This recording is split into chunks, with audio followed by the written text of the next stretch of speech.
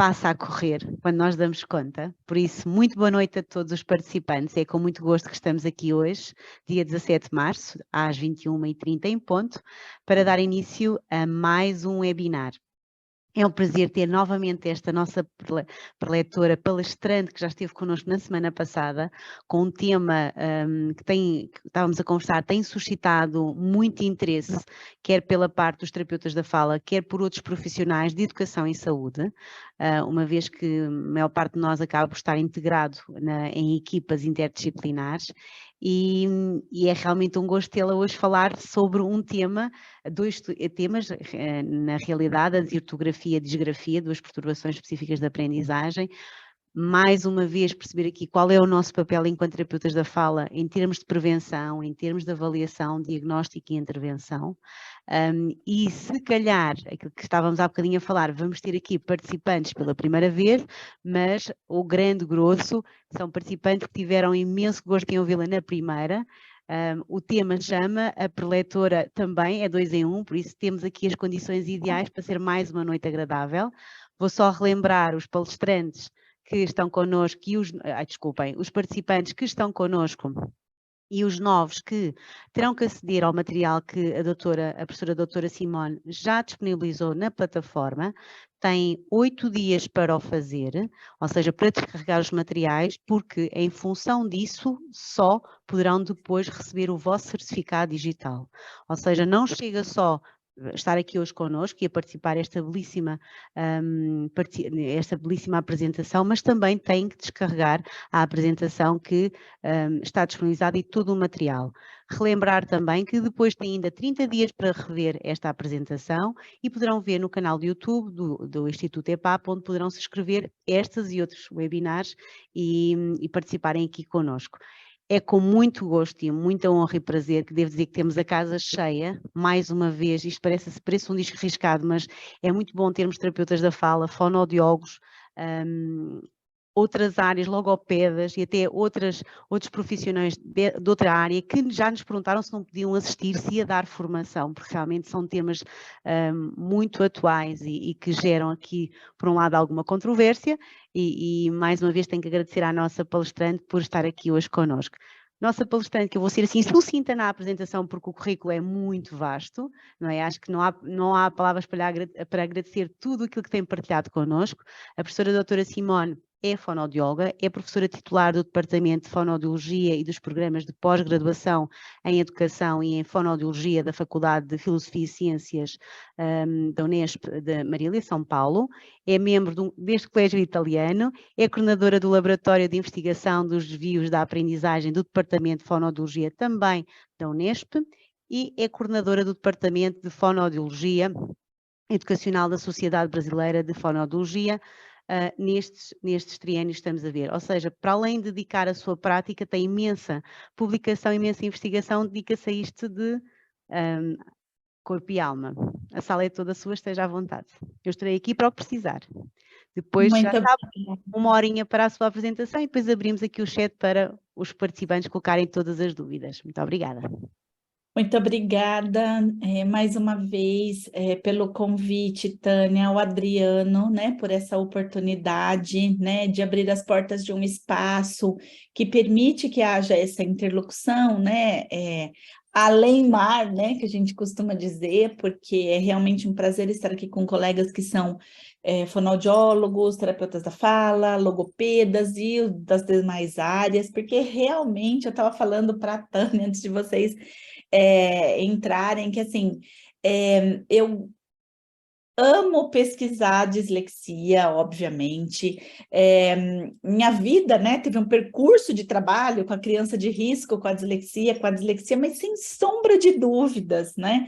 Eu acho que se tem aqui brasileiro que me conhece vai saber que eu sou uma pessoa que eu me encantei pela disgrafia e eu espero passar para vocês um pouquinho da necessidade da fonoaudiologia e entender o que é, na verdade, esse transtorno do neurodesenvolvimento, ok? Então, eu vou começar a partilhar com vocês a minha apresentação, e aí a gente já começa a discutir, que eu acho que são questões extremamente importantes aí dentro desse cenário, né, não só da atuação do fonoaudiólogo, do terapeuta da fala, do logopeda, mas dessa atuação que ela é interdisciplinar para entender melhor quem é essa criança com desortografia e disgrafia, né? Então, falar um pouquinho do que é essa identificação precoce, desse diagnóstico, dessa intervenção e qual que é o nosso papel, né, nesses 2 transtornos específicos aí de aprendizagem. Então, a primeira coisa que eu vou apresentar para vocês é o nosso temário, né? Então, qual que é o temário nosso hoje, né? Primeiro que eu vou falar para vocês qual a diferença entre a desortografia e a disgrafia.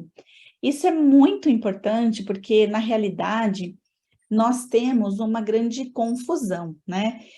As pessoas acham que a avaliação que se faz, né, para entender se a criança tem uma desortografia, ela pode ser a mesma que a disgrafia. Tem pessoas que não conseguem fazer a diferença do que é um erro de escrita ortográfica, o que é um erro de escrita caligráfico, e isso é muito importante porque o próximo tópico desse temário é exatamente, né, por que eu preciso necessariamente utilizar instrumentos que são específicos para avaliação de cada uma dessas escritas, né? Então, por que eu não posso usar o mesmo instrumento, né? Por que eu não posso aproveitar, por exemplo, o ditado que a criança está fazendo e fazer uma avaliação da escrita caligráfica também? Por que eu não posso utilizar a produção de texto para fazer uma avaliação da ortografia e da disgrafia? Então, são questões, né, que às vezes nós ouvimos muito dos profissionais e às vezes eles falam assim, mas por quê? É escrita, né? Se tudo é escrita, eu posso ter apenas um material, né, gráfico dessa criança e poder fazer todas as análises. Na verdade, não pode, né? Não pode porque eu estou falando de manifestações que são, na sua etiologia, muito diferentes, né? E por último, nesse temário tão importante, eu acho que é falar das questões dos princípios interventivos, né, para a escrita ortográfica e para a escrita caligráfica. Então, vamos lá, vamos começar pelas diferenças, né? Então, na realidade, qual é a diferença entre a desortografia e a disgrafia? Na realidade, nós estamos falando de escrita. Ok, corretíssima essa informação. Porém, quando eu estou analisando se existe algum erro na escrita ortográfica da minha criança, eu estou necessariamente fazendo uma análise de conteúdo. E esse conteúdo tem a ver diretamente com o desenvolvimento da linguagem da criança, né? Lembrando que essa linguagem da criança vai ser constituída por toda uma bagagem, né, cognitiva linguística do meio ambiente, que vai vir por informações processadas pela via visual, pela via auditiva, mas que existe uma relação muito forte de você estar fazendo, pela análise da escrita ortográfica, uma análise que é de uma estruturação sintática semântica, né? Porque você está avaliando um vocabulário escrito dessa criança. Diferentemente, quando eu penso em avaliar os erros ou entender os erros de uma escrita caligráfica, então, quando eu vou, na verdade, observar esse padrão de escrita disgráfico que esse escolar tem, eu vou estar olhando a forma. Então, como que é o traçado da letra? Ele é legível, ele é ilegível? A criança consegue produzir um número de palavras por minuto satisfatório para essa idade ou para esse ano escolar? Então, eu estou falando basicamente do que a criança conhece de traçado de letra. E aí nós precisamos pensar que, na realidade, quando eu falo em traçados de letra, basicamente eu estou falando de 4 tipos de traçado, né? A haste para cima e para baixo, o círculo, o semicírculo e o laço para cima e para baixo. Então, eu estou falando, na verdade, de formas. Só que eu não posso esquecer que se eu vou estudar os chamados transtornos da escrita ou os transtornos da expressão escrita, da expressão gráfica, eu vou estar falando necessariamente desta combinação conteúdo e forma, né? Então, esta minha criança, ela está escrevendo de uma forma inadequada, porque o que está alterado é uma relação de padrão ortográfico que vem de uma representação de um sistema de escrita, que tem a base fonológica, que tem a base mais transparente e que, por consequência, tem uma relação direta com a sua oralidade? É isso que eu estou analisando? Ou eu estou analisando a forma com que essa criança está grafando essa relação fonema-grafema? Na hora que eu olho a produção gráfica da criança, a hora que eu olho a escrita da criança, eu preciso entender que existem fatores que são, claro que linguísticos, cognitivos, mas que também existem questões relacionadas à percepção visomotora. E é exatamente isso que eu preciso que o fonoaudiólogo, o terapeuta da fala, o logopeda, ele entenda, porque eu estou aqui fazendo uma análise de que esta criança que está com um traçado de escrita alterada ou que está com uma escrita alterada por algum tipo de erro, na verdade, ela está demonstrando para vocês que ela está com um problema de memória lexical ortográfica, ou, como alguns autores chamam, mapa mental ortográfico ou mapa lexical ortográfico. Entenderam isso? Então, na realidade, essa combinação, né, de traçado de forma versus, né, o que essa forma representa nessa relação letra-som, nessa representação múltipla do som na escrita, é o que eu chamo de memória lexical ortográfica.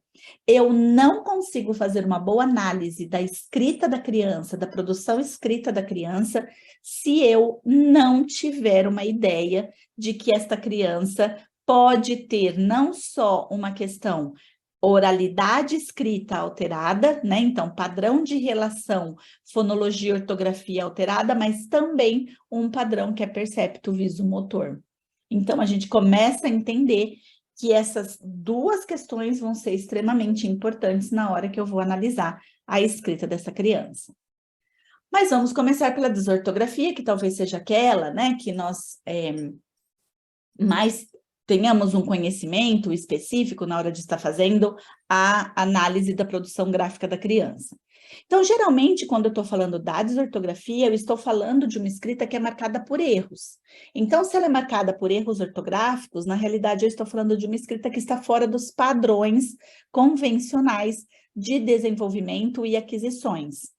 E uma das coisas que, na verdade, eu coloquei aqui para chamar a atenção de vocês é que durante muitos anos, não só no Brasil, né, mas com certeza no Brasil muito mais tempo, mas em todo o mundo, o estudo da desortografia, ele começou justamente pela marca da alteração da linguagem oral da criança na escrita. Então, a desortografia, ela sempre foi muito estudada do ponto de vista das substituições surdas-sonoras, ou, por exemplo, das das alterações que, na realidade, vão acontecer por conta da percepção do pé entonacional da oralidade, né? Então, quando a criança coloca espere por mim tudo junto, quando ela coloca era uma vez, que ela está fazendo, na verdade, né, uma junção indevida das palavras, ou que também nós chamamos de hipossegmentação, porque, na verdade, ela percebe a escrita nesse momento como, na realidade, o que é o pé entonacional, né? Então, quando eu falo espere por mim, eu tenho um padrão só, né, de produção, diferente de quando eu começo a ter o contato com a leitura escrita e eu começo a entender que espere, pausa, por, pausa, mim. Então, eu tenho a pausa marcando, né, a separação dessas palavras. Então, veja, mas isso é uma ancoragem, né? Uma escrita que é ancorada na fonologia.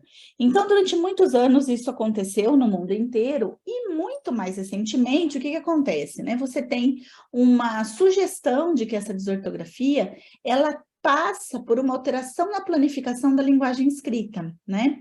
Que causa, na verdade, os transtornos ou as perturbações específicas na aprendizagem da ortografia, gramática e redação. Então, aqui eu passo a assumir, por exemplo, que eu tenho memória operacional fonológica alterada nessas crianças. E aí a gente começa a entender um pouquinho melhor o papel, por exemplo, da memória operacional visoconstrutiva para o entendimento desse padrão de relação letra-som, né? Porque o nosso sistema de escrita, né, do português, tanto brasileiro como europeu, e o valenciano também, né, gente? Porque a gente, isso é uma coisa que a gente precisa entender, porque, por exemplo, na Espanha, e eu fiz um trabalho em Valência, tenho 2 materiais publicados com autores, né, que são da Universidade de Valência, que a doutora Amparo e o professor José Francisco, o que a gente observou, né? Que, na verdade, essa questão da memória operacional ela é muito importante, não só fonológica, para os padrões que são de relação direta à letra-som, mas, na verdade, eu também tenho um padrão de regularidade, né? No valenciano, no português europeu ou no brasileiro. E daí, como é que eu vou fazer isso? Como é que eu vou mostrar isso para a criança? Que não depende de uma relação direta fonologia e ortografia, que depende de uma noção ortográfica que exige, na verdade, uma formação de memória lexical, por isso exige um aumento de frequência de ocorrência das palavras irregulares para a criança formar o que a gente chama de memória lexical ortográfica, léxico de input visual. Então, a gente começa a entender outras coisas com relação à ortografia, que não só um padrão muito reduzido de entender a desortografia dentro das substituições surdas-sonoras. Por outro lado, né, uma das coisas que chama muita atenção e precisa, né, estar muito presente na nossa cabeça, na nossa memória, enquanto estivermos avaliando essas crianças, é que, por exemplo, algumas características, algumas substituições, elas são comuns de acontecer no início do estágio de alfabetização dessa criança. Então, nos 2 primeiros anos de alfabetização, a minha criança ainda não sabe qual que é a regra, por exemplo, do S no meio de 2 vogais, ela não sabe a regra que a consoante RS vai dobrar no meio de 2 vogais. Então, o que acontece é que ela pode passar por um período, né, de erros na apropriação da escrita, mas que nós esperamos que com a experiência, com a escrita e com a leitura, essa criança supere essas dificuldades. Por quê? Porque se ela for persistente, uma das primeiras coisas que eu preciso começar a investigar é da onde vem essa desortografia. E, geralmente, na maioria dos casos, essa desortografia vem por um transtorno específico de leitura, vem por uma perturbação específica de leitura, que foi o que nós discutimos no webinar passado, que é a questão da dislexia.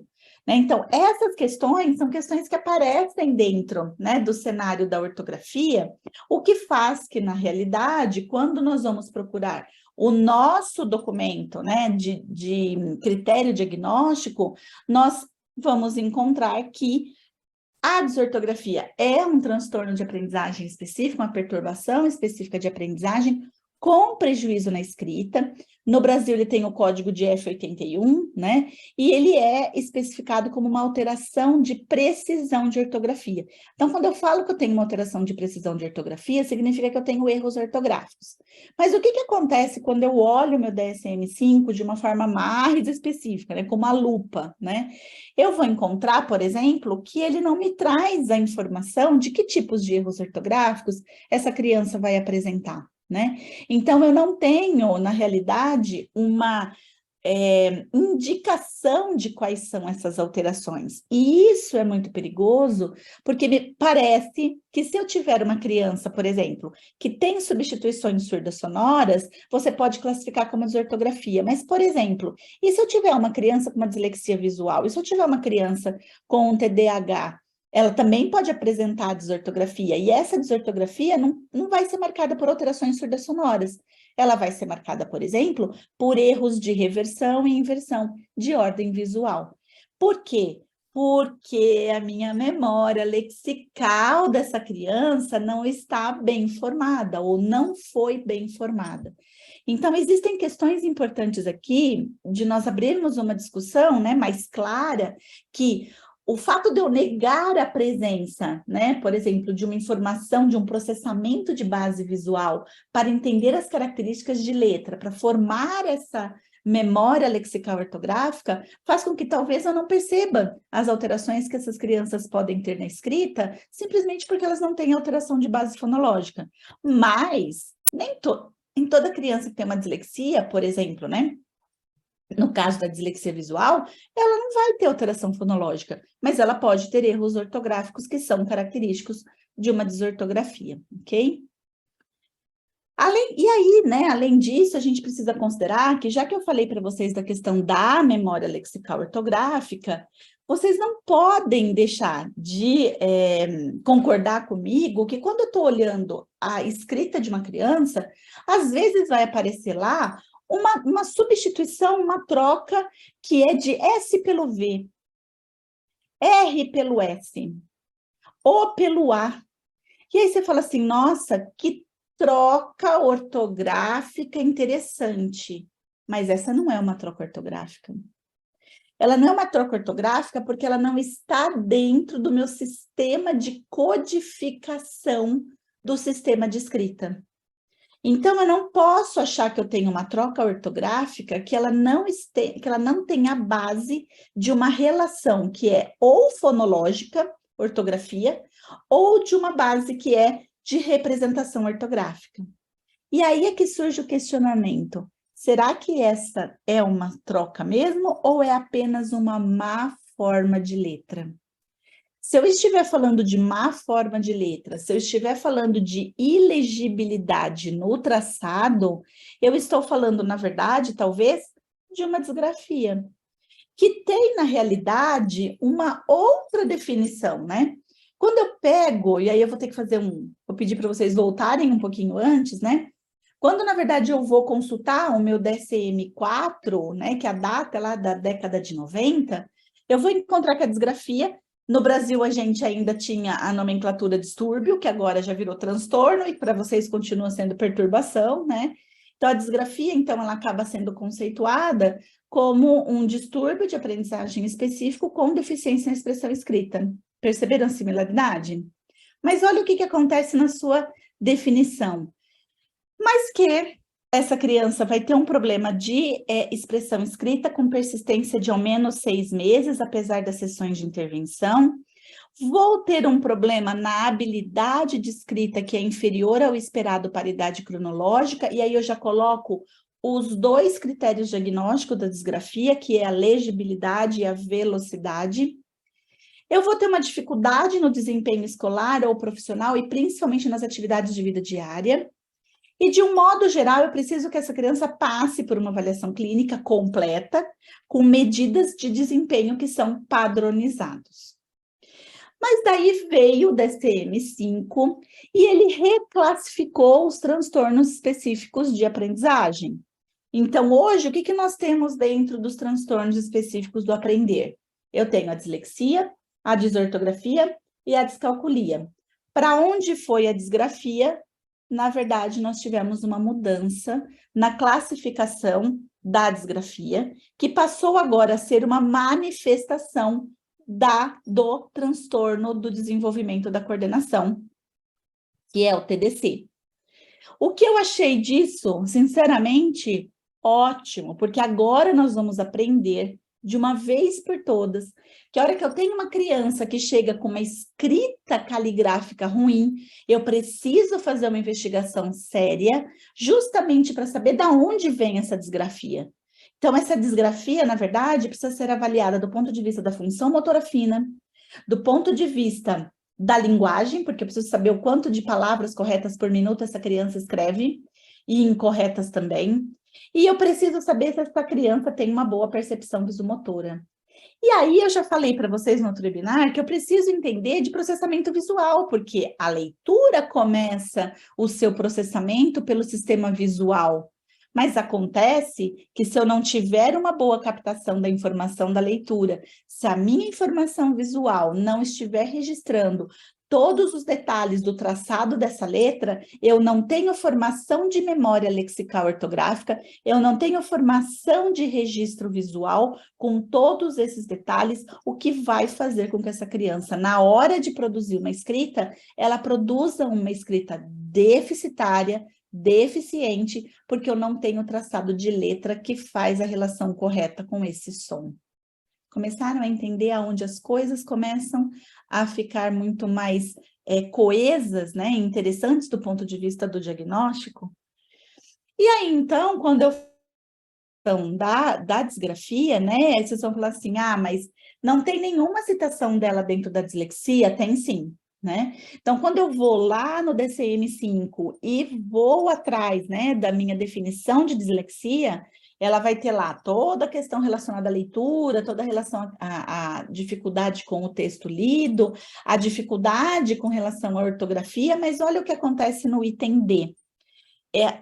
O DSM-5 na dislexia vai dizer que há uma dificuldade com a expressão escrita, podendo ser identificado múltiplos erros de gramática. Erros gramaticais não são só erros de natureza ortográfica. Eles podem ser erros, sim, por uma falta de uma escrita robusta, vamos dizer assim, né? Com o traçado da letra, e isso faz com que eu não entenda se é um S, se é um R, se é um V, se é um M, se é um N, se é um W ou se é um U. Então, vocês começam a entender que, na verdade, eu tenho questões aí que eu preciso verificar para saber se esse produto de escrita caligráfica ruim não está relacionado, por exemplo, a uma alteração visual que é responsável pelo subtipo visual e misto da dislexia. Além disso, nesse mesmo item, você vai ter lá na definição emprego ou organização inadequada de parágrafos. Olha aí a relação percepto-visomotora alterada nesse escolar, né? Então, na verdade, a disgrafia, ela não sumiu totalmente, né, da característica dela dentro da dislexia. O que eu acho que foi muito importante é essa mudança de lugar chamar, né, a atenção exatamente para aquilo que nós não fazemos ainda hoje, que é a investigação percepto-visomotora e a investigação motora fina. E isso é extremamente importante, porque nós trabalhamos com diagnóstico. Nós temos, eu não sei se vocês sabem, mas o índice de crianças que apresentam TDAH e disgrafia, TDL e disgrafia, perturbação da linguagem, né, e disgrafia, dislexia e disgrafia, dificuldades de aprendizagem de grafia, é muito alto, né?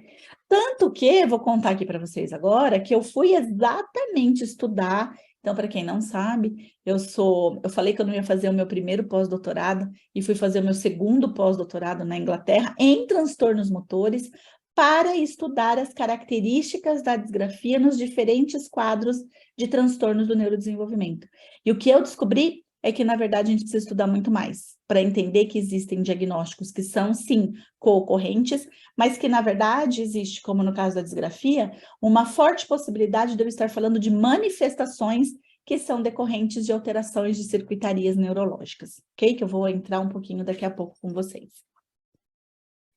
Bom, e aí, né, a gente acaba pensando que se eu tenho quadros tão diferentes, né, como que fica a questão do diagnóstico?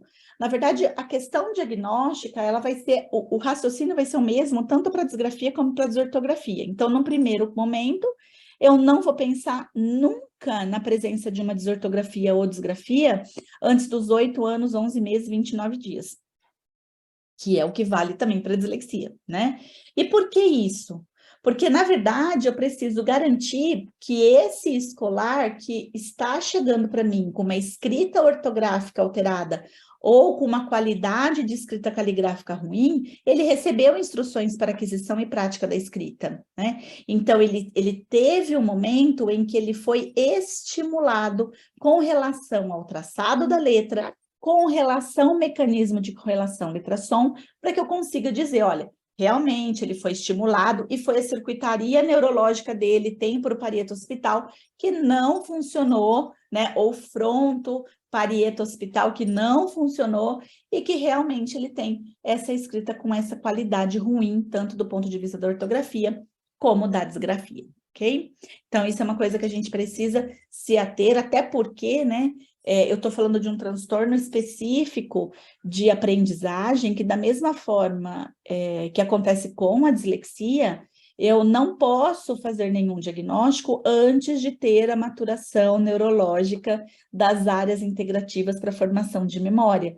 Então, na verdade, a faixa etária é a faixa etária por conta da maturação, né? E não antes dessa maturação.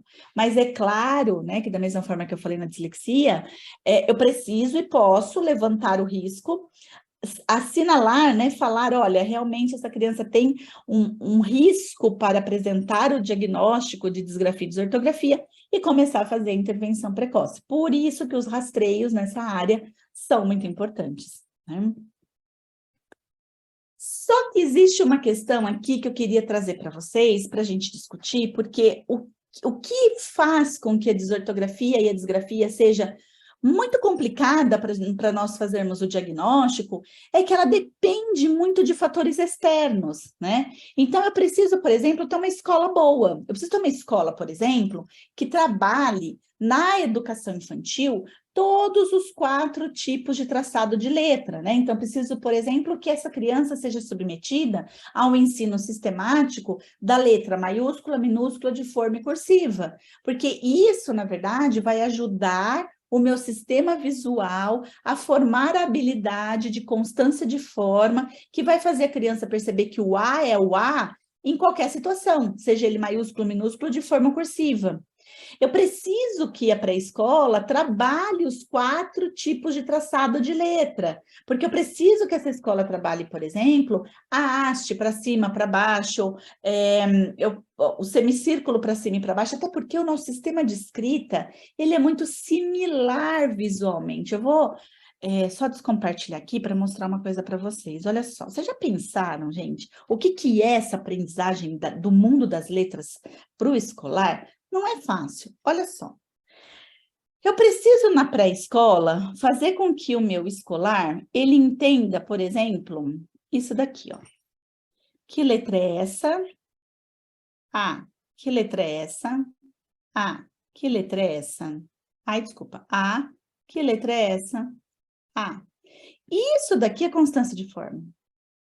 Então, eu não vou me ater a isso, mas vocês precisam entender uma coisa, né? O meu sistema visual, ele é um sistema que nós podemos chamar de equalizador. Ele é pronto para equalizar qualquer estímulo visual que chegue para ele. Vamos lembrar o que é um equalizador? A gente usa muito isso para som, né? Então, você tem um som que tem muito grave, muito grave, que tem muito agudo. Então, você vai usar o equalizador para fazer o quê? Equalizar, homogeneizar esse som, não é isso? O meu sistema visual, ele faz exatamente isso com esses padrões diferentes de letra.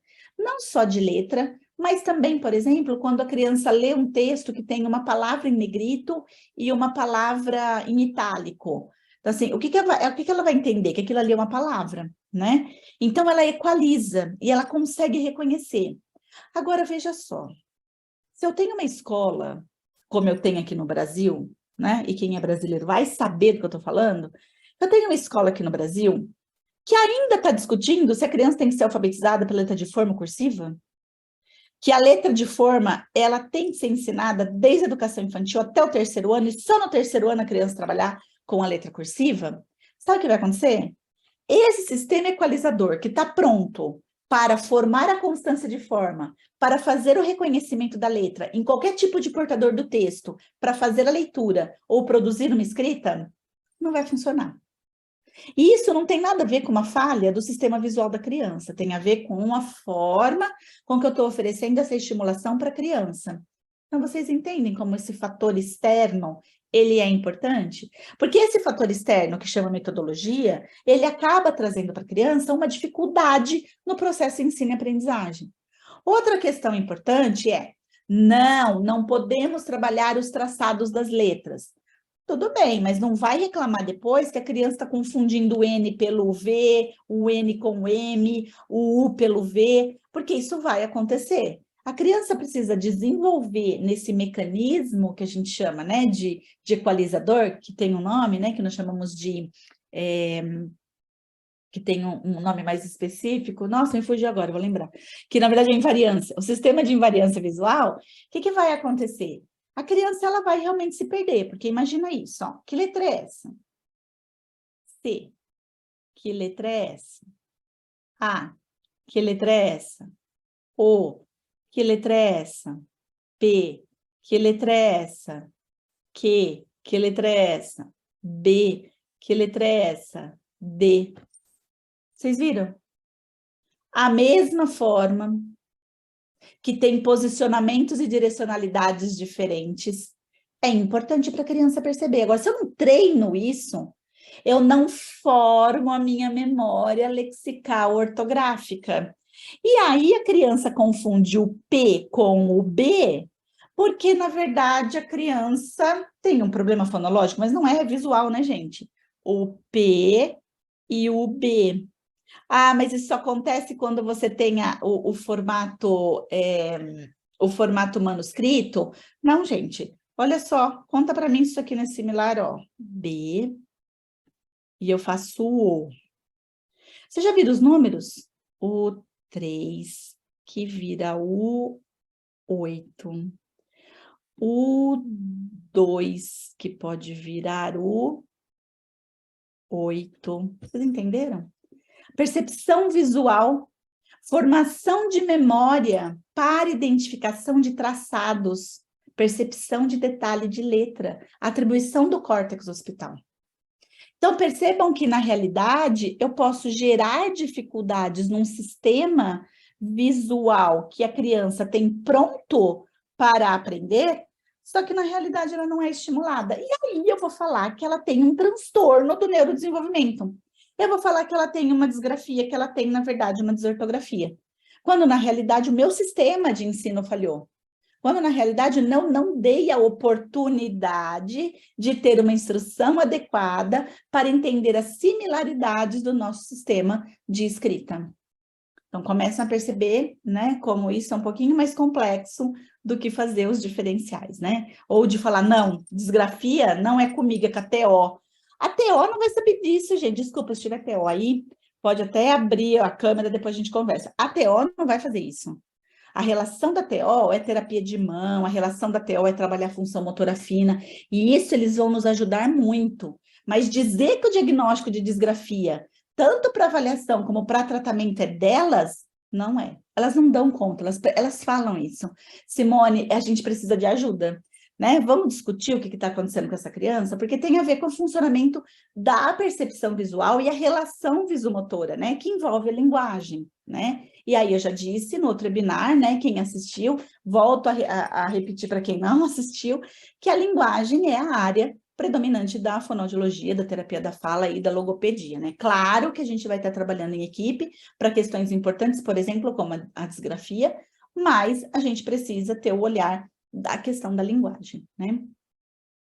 E aí a gente vai entrar numa outra questão, né? Já que eu já falei para vocês que a gente tem um problema de alfabetização, de passar, né, essas informações dentro de uma situação acadêmica, é porque é necessário utilizar instrumentos específicos para avaliação da escrita ortográfica e caligráfica. Porque eu tenho questões importantes, né, para avaliar, e por isso objetivos diferentes para usar a avaliação, né? Além da questão de que a instrução também vai ser diferente, né? Então, para cada tipo de escrita, eu vou ter uma instrução diferente, como vocês vão ver daqui a pouco, né? Eu tenho tipos de textos diferentes para analisar, eu tenho acessórios de escritas diferentes, desculpa, e acessórios de escritas diferentes. Então, o que eu quero dizer com isso? Então, olha só, a hora que eu vou avaliar a escrita ortográfica, qual é o meu objetivo? O meu objetivo é saber se essa criança está dominando, dominando o padrão de relação letra-som, se ela está dominando um mecanismo de conversão letra-som, se essa criança consegue utilizar a rota lexical e a rota fonológica para estabelecer esses mecanismos de relação. Eu solicito que essa criança, por exemplo, ela faça a escrita errando propositalmente, porque você quer saber o quanto da regra ortográfica ou das regras de codificação, desculpa, ela, na verdade, conhece. E, acima de tudo, eu quero saber como que ela aciona a memória lexical ortográfica quando eu viro e falo assim para ela, eu quero que você escreve para mim uma palavra que tenha a letra G no começo. E aí, eu preciso saber, por exemplo, que essa letra G, ela sabe que tem o valor de G e tem o valor de G. E ela vai escrever para mim as duas formas, porque tem no começo a letra G, porque gato começa com G e girafa começa com G. Mas eu tenho padrões de representação sonoras diferentes. Além disso, os acessórios da escrita também são diferentes, né? Quando você está avaliando, por exemplo, uma criança na ortografia, você vai pedir para ela a instrução junto com o acessório, vai ser assim: escolha um lápis que você se sinta confortável para escrever. Aí a criança vira e fala assim: posso escrever com caneta? Pode. Por que pode? Porque a hora que eu for dar instrução para a criança, eu vou falar assim: vou pedir para você escrever as palavras que eu vou ditar. Se você errar, você coloca um parênteses e escreve do lado. Ela não vai usar borracha.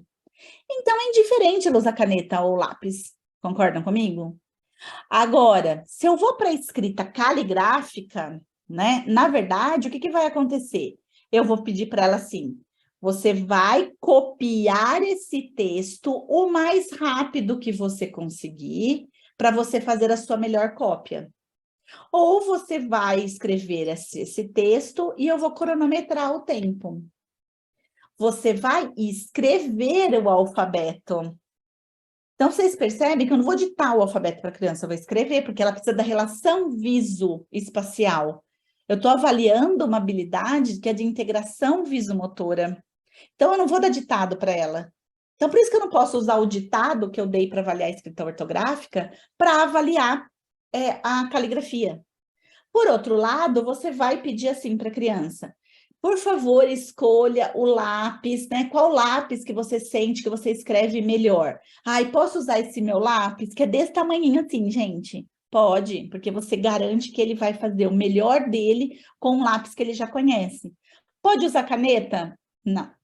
Por quê? Porque a borracha agora vai ser permitida. Porque o que você quer ver? A criança errou, a hora que ela apaga, você vai ver se a criança está colocando muita força, muita pressão, né, dentro do papel, na borracha, e se, na verdade, a hora que ela apaga, se ela apagar de forma muito leve, ela vai ter retoques de letras, que é o que é a característica da criança que tem a disgrafia. Então, vocês percebem que são questões diferentes, né? Que eu preciso olhar junto com os meus objetivos dessa avaliação. E aí, eu trouxe para vocês esses dois quadrinhos que eu acho que são interessantes, que o primeiro é assim: o que eu uso para avaliar a escrita ortográfica? Então, minimamente, eu preciso ter conhecimento do alfabeto, e aí eu vou ditar o alfabeto na sequência, ditar o alfabeto na ordem aleatória. Vou usar muitas provas de ditado, então, ditado de palavra, ditado de pseudopalavra, ditado de frase, produção de texto, né, num setting controlado. E o uso de borracha não é permitido, porque é aquilo que eu falei, você quer ver o erro da criança, né? Ela errou, coloca entre parênteses e escreve do lado. Já a escrita caligráfica, eu vou avaliar com a cópia. Por quê? Porque eu quero ver essa relação visomotora e eu preciso ver a integração visomotora. A criança olha ali e copia aqui. O uso de borracha é permitido porque você quer ver as questões de pressão e preensão, né? Por outro lado, tem uma coisa muito importante que eu preciso chamar a atenção de vocês, que é assim: posso avaliar a criança com texto? Não, porque eu dou um texto, Simone, eu já vejo tudo. Se ela tem erro ortográfico, se ela tem erro caligráfico, não. O texto gerado, ele demanda cognitivamente uma habilidade de maior sobrecarga do que um texto copiado. Então, o que vai acontecer? Você quer na cópia que a criança alivie a demanda cognitiva. Você quer só ver a relação olho-mão. Você só quer ver a relação integração visomotora. No texto, você vai estar analisando uma sobrecarga grande, porque ele está recrutando muita informação da memória operacional. E se ele estiver escrevendo errado, na verdade é porque ele está preocupado com o texto e não com a qualidade da palavra que ele está grafando. Então, pode ter alguns erros ali que vão acontecer de forma consciente ou até mesmo inconsciente, porque o que ele vai estar preocupado é com a produção do texto, é com o encadeamento da estrutura. Então, isso é um problema, porque daí eu já entro num outro campo, né? Daí, na verdade, quando eu dou um texto, eu estou dando, na verdade, uma tarefa de alta demanda de função executiva, que não tem nada a ver com a escrita caligráfica. tá bom? Então, eu preciso tomar um cuidado com isso, né? Então, fica aí uma orientação para que avaliem-se com instrumentos que são diferenciados, ok? Bom, além disso, né, o que vai acontecer quando eu penso na questão da desortografia, né? Eu preciso pensar que a desortografia, ela vai me dar, na verdade, uma ideia de como que está o processamento dessa informação, tanto pela via auditiva como pela via visual. Por isso que não dá, né, na verdade, para eu estar avaliando a caligrafia, a ortografia da mesma forma, né, com o mesmo instrumento.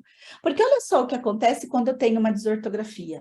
Eu tenho uma criança que possivelmente vai cometer erros de ortografia natural, que são os erros, na verdade, que todos nós já conhecemos, são os mais presentes, inclusive na sala de aula, que é quando a criança, por exemplo, faz o erro de conversão letra-som direto, né? Então, em vez de Coca-Cola, Tota-Tola, em vez de bola, dola, em vez de bule-pule, ela vai fazer, na verdade, o que a gente chama de hiper e hipossegmentação, ou separação e junção indevida da palavra, vai ter omissão ou adição de segmentos. Então, tudo porque esses erros de ortografia natural estão muito relacionados à linguagem oral, né? Então, a questão da ancoragem fonológica vai ser muito grande nesse tipo de erro.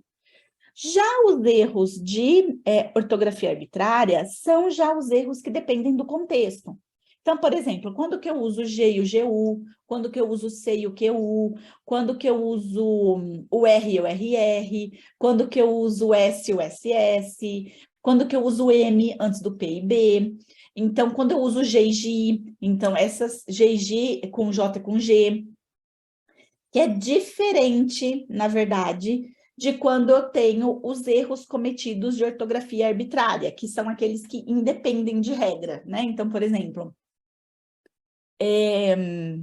dependem de léxico mental ortográfico, né? Então, tóxico, que se escreve com X, mas tem o som de XI, né? Exame, que escreve com X, mas tem o som de Z.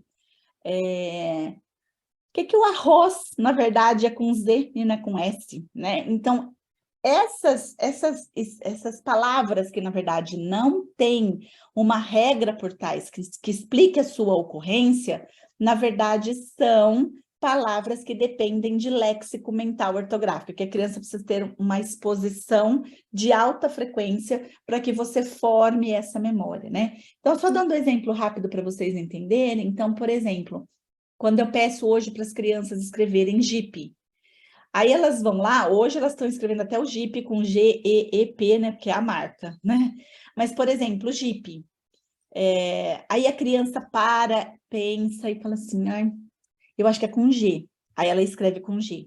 Aí ela vai e fala assim, não é com G, é com J. Assim ficou melhor. Então, tudo que nós vamos escrever, e aí isso acontece com vocês também, né? Tenho certeza. Tudo que nós vamos escrever e, de repente, né, essa criança, ela vira e fala assim, eu acho que aqui é melhor, não, esse ficou mais bonito. Na verdade, ela está liberando um léxico de input visual. Ela está liberando uma memória ortográfica, ok? Então, na realidade, o que vai acontecer, né? Você vai ter, então, uma criança que precisa de uma exposição para formar essa memória lexical. Então, vocês estão vendo que aqui, rapidamente ou brevemente, né, o que vai acontecer é que nós vamos ter uma questão importante de se entender que eu vou ter erros que vão ser mediados pela memória operacional fonológica, mas eu vou ter erros que são mediados pela memória operacional visoconstrutiva. E aí eu vou precisar trabalhar esta relação que é visomotora. Então, não tem como, na verdade, eu fugir desse tipo de analogia também, né, para o quadro da desortografia, ok? Bom, com relação à disgrafia, o que vai acontecer, né? Tanto na avaliação, como, na verdade, a questão das intervenções, o que eu vou ter bem claro aqui, né? O entendimento, por exemplo, e de um entendimento que, na verdade, é bem polêmico, né? Das questões que são relacionadas aí a uso da caligrafia, né? Isso é um problema em todo mundo, tá? Então, aí todo mundo fala, ai, mas ninguém trabalha caligrafia. Trabalha sim, gente, né? Trabalha, a gente sabe que, por exemplo, a França trabalha, a Alemanha trabalha, a Itália vai trabalhar a caligrafia dentro dos usos de, na verdade, os cadernos que são com quadradinhos, né, os quadriculados. Então, na verdade, a gente tem um trabalho estruturado para isso. Na verdade, a gente não precisa trabalhar nessa folha de papel verde, né, da linha verde. Mas, por exemplo, eu tenho ali bombom, que dá para trabalhar com a criança até ela conseguir chegar num traçado de letra que seja satisfatório para que ela utilize o caderno sem o apoio, né? E aí, com relação a isso, quando a gente pensa nas questões, né, da intervenção, o que vai acontecer? Eu tenho, por exemplo, o caderno ali bombom, que, por exemplo, a gente até no laboratório a gente acaba distribuindo, né, esse material para os professores quando eles precisam trabalhar com as crianças as questões visomotoras. Então, ali bombom, você tem 3 linhas para escrever e uma 4ª linha que você não vai escrever, né? Então, a primeira linha, por exemplo, na realidade, você vai utilizar para as hastes e para os laços para cima. O corpo da letra vai ficar na linha 2. E a linha 3 é para a haste ou o laço. Você pula a 4ª linha e depois você começa a escrever de novo com a criança nas 3 próximas linhas, né?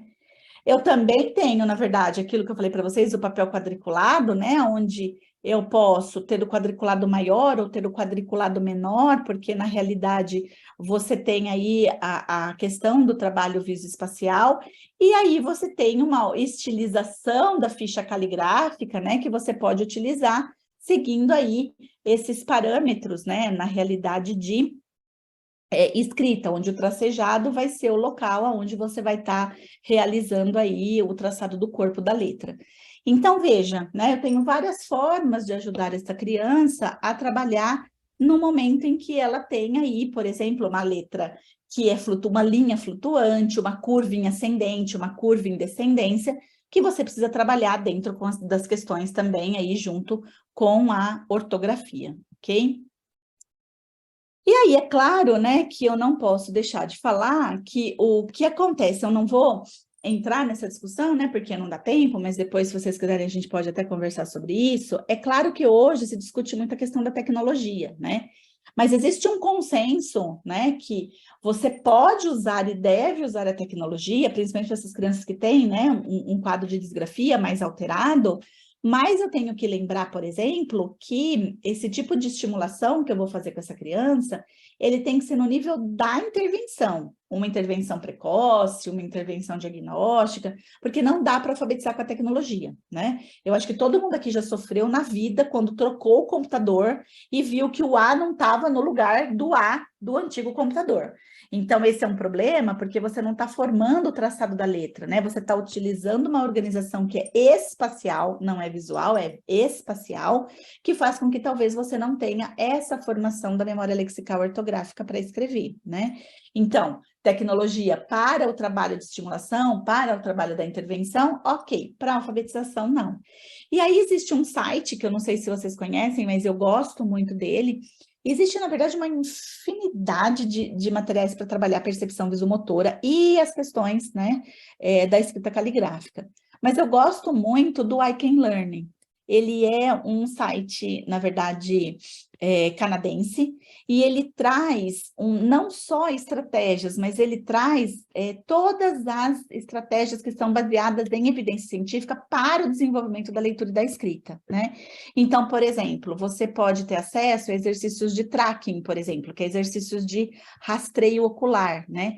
Fixação, movimentos sacádicos, né? Movimentos pulsáteis, que são aqueles movimentos de rotação que o próprio olho faz na captura da informação visual no momento da leitura e no momento da escrita.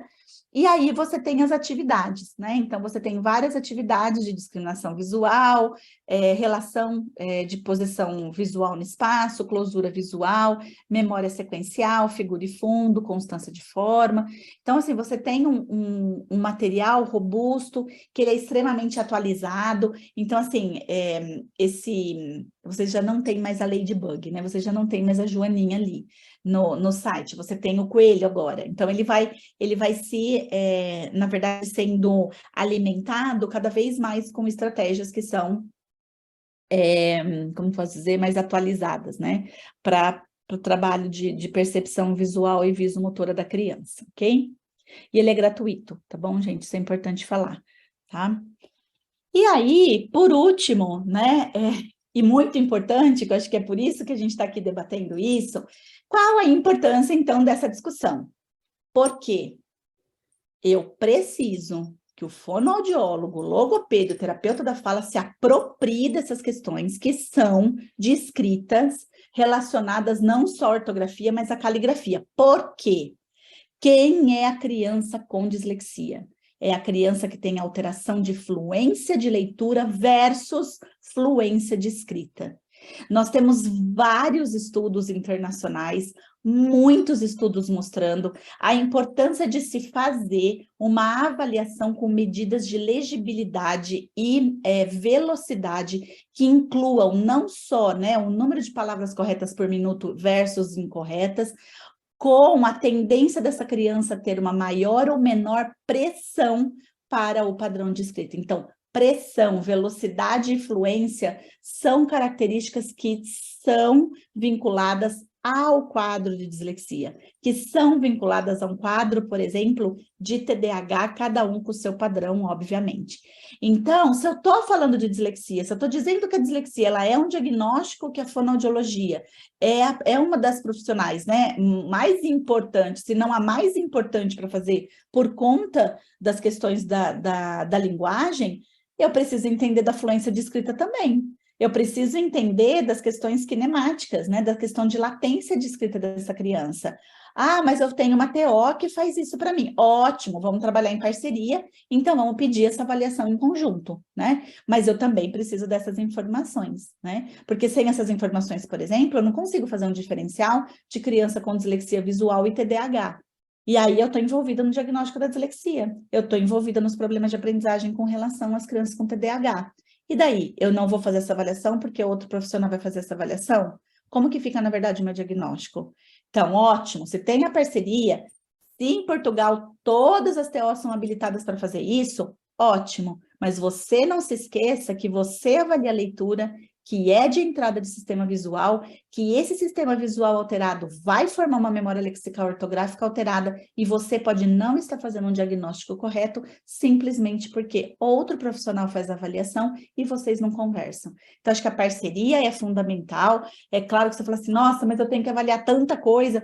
Será que a TO não pode ser minha parceira nisso? Pode, desde que daí você tenha o olhar desse diagnóstico que ela vai te dar, dessas questões que ela está levantando perceptivas visuais para a sua identificação diagnóstica e para o seu diagnóstico diferencial. Então, acho que isso é uma questão extremamente importante. Trabalha com TO, tem TO na minha equipe, claro que elas fazem as avaliações, mas tem avaliação que, na verdade, é feita em conjunto, justamente para a gente ter esse olhar melhor e melhor acompanhamento, obviamente, né, para as questões aí de planejamento terapêutico e prognóstico da criança, ok? Então, eu acho que eu não passei o tempo, estou quase lá, mas eu então gostaria de agradecer mais uma vez a atenção de vocês, a audiência de vocês, novamente o Instituto EPAP, na figura do professor Adriano e da professora Tânia, e aí vamos abrir discussão, gente, porque esse tema dá muita discussão. Muito obrigada. Obrigada a nós. É isso que está a dizer, aquilo que falávamos há bocadinho no início, porque em Portugal, talvez um bocadinho diferente dos outros países, também não tenho noção, ou mesmo até do Brasil, temos as coisas, se calhar, organizadas de maneira diferente. Eu lembro-me que a primeira vez que vi um livro sobre esta área, que já foi há bastantes anos, com exercícios, foi muito questionado entre terapeutas e entre profissionais de educação, porque mesmo nestas questões da dislexia, desgrafia, descalculia, parte da educação, a parte da psicologia, a nossa área, quem faz o quê e quando, não é fácil o entendimento, não é? Sobretudo quando são áreas tão de complementaridade entre umas áreas e outras, não é? Acaba por ser um bocadinho isso. Temos aqui algumas questões. não se quis identificar aqui um participante, mas era aquilo que estava a dizer, ou seja, que enquanto em Portugal o TO avalia a percepção visual e trabalha a discriminação visual, a constância da forma, a praxis construtiva, a coordenação ao manual, deverá ou não participar na avaliação e formação de diagnóstico? Sim, na verdade, sim. Eu acho que, na verdade, a gente tem uma bateria que é muito grande, né? A gente tem uma bateria vasta, né? Se eu for pensar, eu preciso, por exemplo, avaliar questões, né? Que são de percepção visomotora, mas eu também preciso avaliar da percepção auditiva, também preciso avaliar questões de habilidade cognitivo-linguística. E se eu tiver numa equipe, é óbvio, né? Que, por exemplo, se eu tiver numa equipe dos sonhos, né? Vamos dizer assim. Então, eu tenho uma fono que vai fazer o processamento auditivo, tenho eu que vou fazer a avaliação específica da leitura escrita. Tem o TO que vai fazer, por exemplo, a aplicação de uma bateria de percepção visomotora. Vou ter, por exemplo, um outro TO que é específico em função de mão, que vai fazer a avaliação da função motora fina. Isso não tem problema nenhum. O problema, né, é o seguinte, é esse profissional fazer essa avaliação, aí ele passa essa avaliação para a fono, aí a fono fala assim, ah, legal, ele tem uma alteração de percepção visual. Olha só, né, na verdade ele tem uma percepção de discriminação, constância de forma, aí o que quer dizer isso? Esse é o problema. O problema não é quem vai aplicar a prova, né? É o que eu vou fazer com o resultado dessa prova, né? Então, assim, eu preciso garantir, então, a pessoa que fez a pergunta, o que eu estou chamando a atenção é que, por exemplo, vamos imaginar que você é TO, né? Você me mandou esse relatório e está lá descrito. Ah, porque, na verdade, foi avaliado o DTVP3, foi avaliado o TVPS4, foi avaliado o DTVPA, todas as provas que são de percepção visomotora mesmo para diagnóstico. E aí lá vem constância de forma alterada, closura de forma alterada, figura e fundo alterada, como é que chama? O percentil de visão geral alterada. Mas o que isso significa? O que isso tem a ver com o sistema visual? O que isso tem a ver com a leitura escrita? Então, eu acho que o problema é integrar essas informações, né? Então, por exemplo, eu não sou, vamos imaginar, que eu sou a fono, que vou fazer a avaliação da leitura escrita da minha criança, mas quem vai fazer a avaliação, a fono vai fazer a avaliação do processamento auditivo, não sou eu. Aí vem lá, problema de codificação, decodificação. Bom, eu tenho que entender o que é isso, né? Eu tenho que saber o que é isso. E a implicação que isso tem com a manifestação da leitura e da escrita. Então, quando você coloca lá, né, deve participar da formulação do diagnóstico, com certeza, né? Mas esse com certeza no sentido de falar assim, olha, eu passei para a fono essa informação, mas a fono sabe a informação que eu estou passando, né? Ou eu que estou, na verdade, mandando para a fono, não estou entendendo, porque que, na verdade, vamos imaginar, né? Constância de forma vai estar sempre alterado junto com closura visual? Não. Closura visual vai estar sempre alterada na criança com TDAH? Não. Mas vai estar sempre alterada na criança com dislexia visual? Entendeu? Então, acho que essas questões são importantes, que eu acho que só a equipe pode trazer esse conhecimento para a gente, né? E não sei se respondeu o participante anônimo. Qualquer coisa ele pode dizer quem é, ou então fazer outra pergunta, né? Então, e aí a Tânia falou isso, né? Então, olha só, gente, eu vou falar uma coisa para vocês, é incrível. Quem não conhece o site, depois eu posso até enviar, o site do CanChild. Na verdade, eu trabalho muito com a McMaster University, que é a Universidade do Canadá, que eles são extremamente fortes na área da terapia ocupacional. Então, eu trabalho, na verdade, com a professora Nancy Pollock, que a gente fez, eu posso até mandar no material, junto que vai com essa aula, nós fizemos a tradução da avaliação da escrita, que é uma avaliação feita por TO, que, na verdade, eu e a professora Lívia Magalhães é TO da Universidade Federal de Minas Gerais, nós nos unimos, então, terapeuta ocupacional versus mais fonoaudiologia, nós nos unimos para fazer a adaptação desse material para o Brasil. O material, até acho que eu tenho aqui, depois eu posso, se der um tempinho, enquanto tiver outra pergunta, eu mostro para vocês.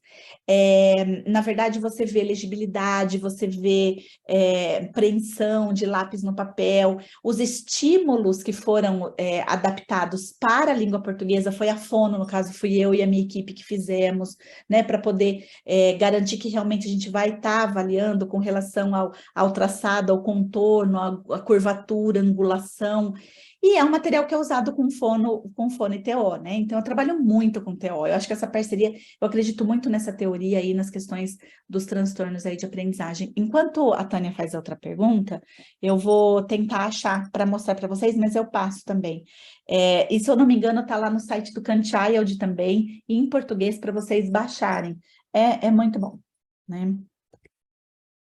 Deixa eu ver se eu tenho aqui. Aqui, ó, abri. Nem deu para Tânia. Trabalhar com hiperativo assim, né, Tânia? Você sabe disso, né? Os hiperativos fazem o quê? 25 coisas ao mesmo tempo, eu já estava procurando, olha só. São multitasks, são Ó, ideal, são um funcionário ideal. Protocolo McMaster de Avaliação da Escrita, a segunda edição. Eu trabalhei com a professora Nancy Pollock, diretamente com a Júlia, né? Na verdade, lá na McMaster, é deles, eles que alimentam, na verdade, o site Kantchild, e nesse site Kantchild a gente tem vários estudos de TO e fono, falando do problema da perturbação da linguagem versus o TDC versus a disgrafia, a dislexia versus TDC versus disgrafia, a questão do TDAH, das síndromes genéticas. Então, acho que vale a pena entrar nesse site. Então, tem o protocolo, olha só, tem as tarefas, né, de avaliação, de preensão do lápis, posição do papel e escrita cursiva. A única coisa que eles não deixaram nós mexermos, mas eu concordo com eles, tem uma normativa, né, da idade, o desenvolvimento, eu estou só correndo para mostrar para vocês, e tem os materiais para fazer a avaliação, é um protocolo de observação em sala de aula, tá? Então, tanto o TO como a fono podem utilizar isso junto com o professor em sala de aula, e a única coisa que, na verdade, ela não deixou mudar foi aqui, ó, os estímulos que eu falei para vocês, né? Quais são os estímulos? Então, o macaco está dormindo na árvore, então a gente trabalhou com pangramas, né? Que são frases que têm o número de letras do nosso alfabeto, da língua portuguesa. Vamos lá. Tem os modelos de pressão, de preensão do lápis. E a única coisa que eles não deixaram mudar, deixa eu só correr ali para vocês, tem a métrica da análise, que foram os exemplos. Na época, eu fiquei falei assim, eu quero, por exemplo, né, do português. Mas, na verdade, gente, os exemplos que a gente encontrou são os mesmos. Porque o que a gente está analisando aqui não é, na verdade, o erro da ortografia, né? E sim o quê? O traçado. Então, ele serve para qualquer tipo de análise, né? Inclusive, a gente utilizou isso, eu fiz um trabalho na Itália com dislexia e disgrafia, e a disgrafia do chinês, né, porque a gente tem muitos chineses na universidade, é a mesma coisa, né, são as mesmas alterações porque envolve a questão do traçado, né. Então, só se vocês quiserem eu encaminho para vocês, talvez seja interessante vocês terem, para vocês verem o quanto é importante essa relação, né, na avaliação, tá bom? Vamos continuar, tem aqui muitas perguntas.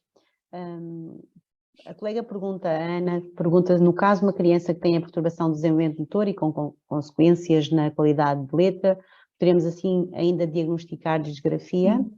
Sim, na verdade, por isso que a disgrafia, as características da disgrafia foram lá para o TDC, né?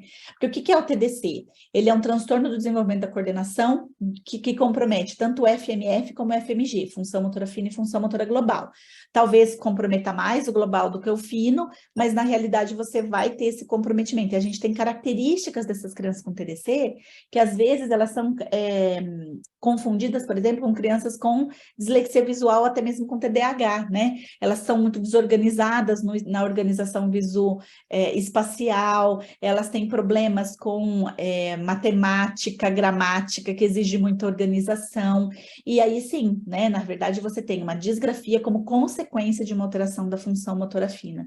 E é muito bonito, né? Quando a gente estuda a disgrafia, né? Que em uma hora não dá para falar tudo para vocês, mas só para vocês terem uma ideia, é muito bonito estudar disgrafia porque você vê exatamente que a manifestação que a criança apresenta, ela é decorrente de uma alteração de circuitaria neurológica, né? Então, por exemplo, uma criança que tem um TDAH, ele tem uma alteração que é no córtex frontal, e esse córtex frontal alterado, lá eu tenho a discriminação visual complexa que é a figura fundo, e eu tenho também a questão da função motora fina, né, da programação motora para a função motora fina e global.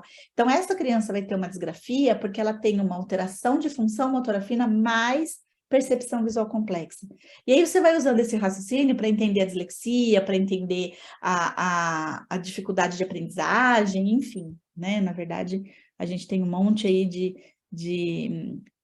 explicações para cada característica, né? Eu mandei para vocês, eu vou mandar para vocês um texto que tenta já fazer essa separação de uma criança com transtorno mais global de aprendizagem e uma criança com dislexia, para vocês verem a diferença, né? A colega Débora deseja as boas noites e a excelente palestra que foi.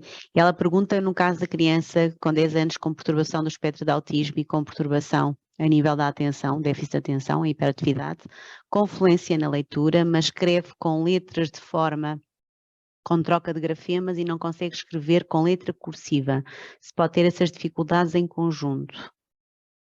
Pode, né? Na verdade, é aquilo que eu costumo sempre falar, sabe, Débora? Quando a gente tem uma alteração de circuitaria neurológica, quando você tem o processamento da leitura e da escrita, você tem várias áreas que vão estar atuando no mesmo processar, né? Tanto da leitura, da escrita, como, por exemplo, da escrita ortográfica, caligráfica. E aí você pode ter, sim, né, na verdade, você pode ter essas manifestações, a gente só tem que tomar um cuidado para não entender isso como superposição.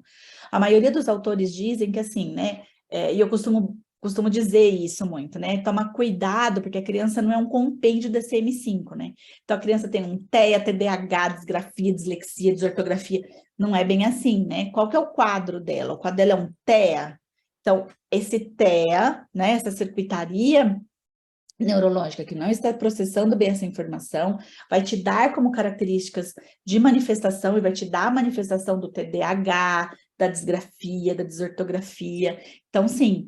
E aí, um cuidado que a gente precisa ter, né? É que quando você tem essas crianças, você tem, então, crianças que têm uma maior limitação. Então, às vezes, você não vai exigir dessa criança aquilo que ela não ainda está pronta motoramente para oferecer.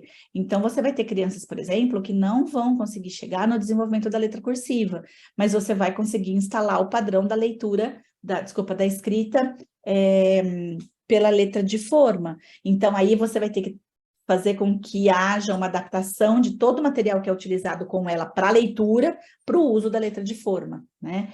Então, eu acho que é importante a gente entender que tem crianças, por exemplo, que eu vou ter que entrar com a tecnologia, né? Que eu vou ter que entrar com a tecnologia assistiva, né? Mas que a gente vai estar, obviamente, fazendo a estimulação dentro das possibilidades e necessidades da criança. Mas sim, pode acontecer sim. Tá? Eu estava a ouvir falar e pronto, já percebi que se calhar mais pessoas perceberam antes do que eu, que as letras de forma para nós é letra de imprensa. É letra de imprensa, Estava exatamente. aqui, exatamente. Eu não sei se aqui alguém colocou essa questão, mas vocês têm dados normativos por idades ou por ensino, por graus de ensino, quer para a fluência leitora, quer para a fluência de escrita? Sim. Neste caso é por idades ou é por nível por grau de ensino? Por ano escolar, grau de ensino. Claro. Ok. Grau de ensino. Porque tem a questão da experiência, né? Tem a questão da experiência. Claro. Eu não sei, mas eu lembro, por exemplo, ter colegas da África do Sul, tinham todas a letra muito parecida e a forma como aprendem a desenhar as letras é um bocadinho diferente da nossa. Ainda agora, não é? Acaba. Porque daí entra na questão do treino caligráfico, né? E eu acho que isso é uma coisa muito importante, né? Tem alguns países que fazem isso. O Brasil não faz isso, gente. Mas olha, aliás, aqui é uma guerra, né? Aqui é literalmente uma guerra essa discussão, né? Mas e que a gente precisa fazer, né? Eu vou só tocar nesse assunto porque é difícil, né? Porque quando a gente fala dessa questão de você fazer uma escolha, por exemplo, a letra de imprensa, a letra de forma é melhor. Melhor para quem? Para quem vai ensinar ou para a criança? Porque daí são perspectivas diferentes, né? Então, assim, só para vocês terem uma ideia, né, disso que eu estou falando para vocês, eu vou tentar baixar um pouquinho aqui, tá? Para vocês verem. Quando a gente fala desse desenvolvimento que acontece para a escrita, por isso que eu falei, olha, a gente precisa entender de processamento visual, porque o que acontece? Com 3 anos de idade, a minha criança ela já começa a ter o desenvolvimento da percepção visomotora. Então, o que vai acontecer, né? Essa criança, ela tá lá com o desenvolvimento no primeiro ano do agarrar, porque é assim que ela pega, né? Tudo, quem tem bebê sabe disso. E aí, com 3 anos mais ou menos, o que ela vai fazer? Ela vai fazer isso aqui, ó. Deixa eu pegar a caneta amarela para chamar a atenção de vocês. Então, o que ela vai fazer? Ela vai fazer isso aqui, vai fazer esse movimento. Mas é esperado, por quê, né? Porque, na verdade, deixa eu afastar um pouquinho. Porque, na verdade, o que vai acontecer? A criança, ela vai, aí, até os 3 anos, ela tem uma associação de ombro, cotovelo, punhos e dedos. Com 3 anos, a hora que ela faz isso na caneta, que ela tem essa pega, né, essa preensão, ela vai estar começando a dissociar, né, o ombro do cotovelo e do punho. Então, ela já está fazendo isso aqui, ó. Ela está fazendo o círculo. Mais ou menos por volta dos 4 anos e meio, 5 anos, a criança já começa a dissociar o ombro do cotovelo. Então, ela já começa a pegar o lápis assim e ela vai fazer o quadrado, porque ela já tem dissociado o ombro e o cotovelo.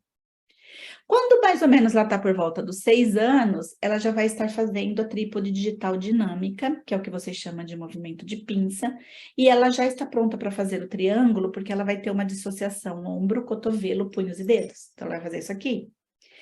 Aí a minha pergunta é, se ela já chegou nesse nível, ela já está pronta para a letra cursiva. E por que não é dada a letra cursiva?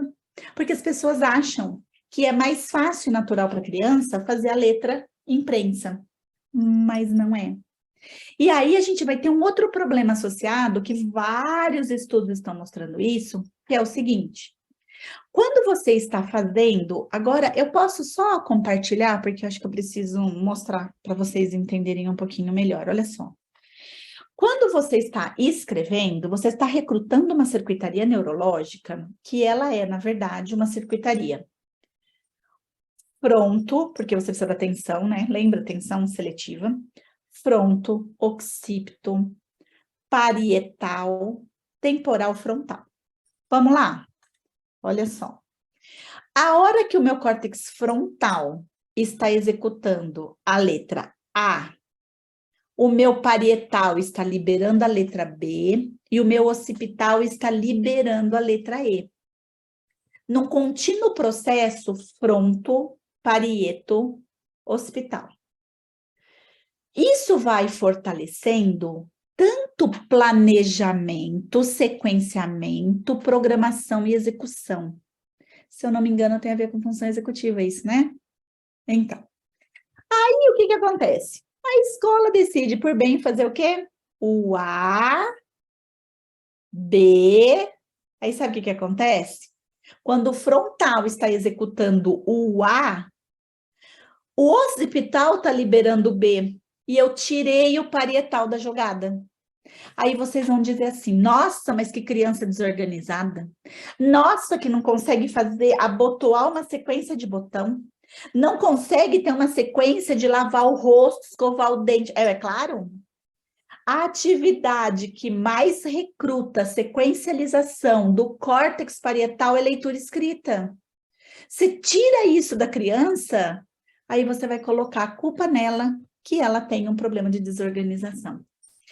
Ah, não vou nem falar, porque se tiver TO aí, vai concordar comigo, que a hora que essa criança tá toda soltinha, né, para fazer a letra cursiva, porque ela já tá com uma dissociação de ombro, cotovelo, punhos e dedos, aí eu vou para a letra cursiva, para a letra imprensa ou de forma. Aí eu começo a fazer só esse movimento aqui, ó.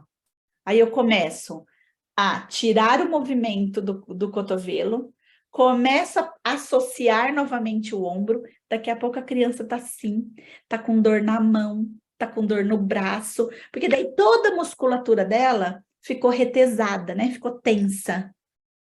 Aí a pergunta é assim, tá vendo? É lenta para escrever.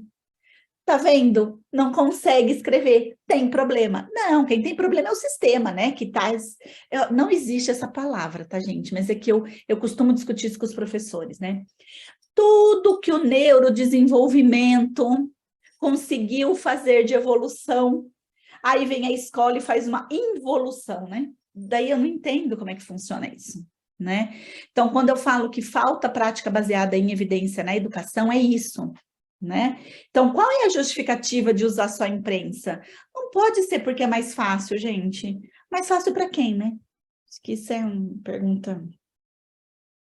Isso lá vem daquelas questões, não é? Nomeadamente, estou a pensar em alguns métodos globais que utilizam até para crianças, neste caso, com outras Sim. alterações, não é? Mas depois, quando se quer descer não é? Lá está, a letra cursiva, para ser mais fácil até a descida à sílaba e eventualmente ao Sim. grafema, mas depois vem a questão de, mas a criança é muito mais exposta hoje em dia à letra de forma, à letra de imprensa, Sim. e depois a exigência, não sei se também sente isso, aqui em Portugal é um bocadinho assim, ou seja, no jardim de infância, no pré-escolar, aposta-se muito na letra de imprensa e depois espera-se que a criança, conforme entra no primeiro ciclo, faça esta passagem assim, não é? Através dos grafismos, e se não fizer a letra. Eu lembro-me de ser daquelas meninas que a professora mandava escrever não sei quantas vezes a mesma palavra para fazer ainda por cima o T, que era muito chato, e o P, não sei quantas vezes, e depois É. chegamos ao segundo ciclo e abandonamos essas letras todas. E os miúdos cada vez andam mais empolgados em deixar e passar. Quando passar para o segundo ciclo, vou deixar de fazer essa letra. Acaba por ser assim um bocadinho. Mas pronto, acaba por ser isso.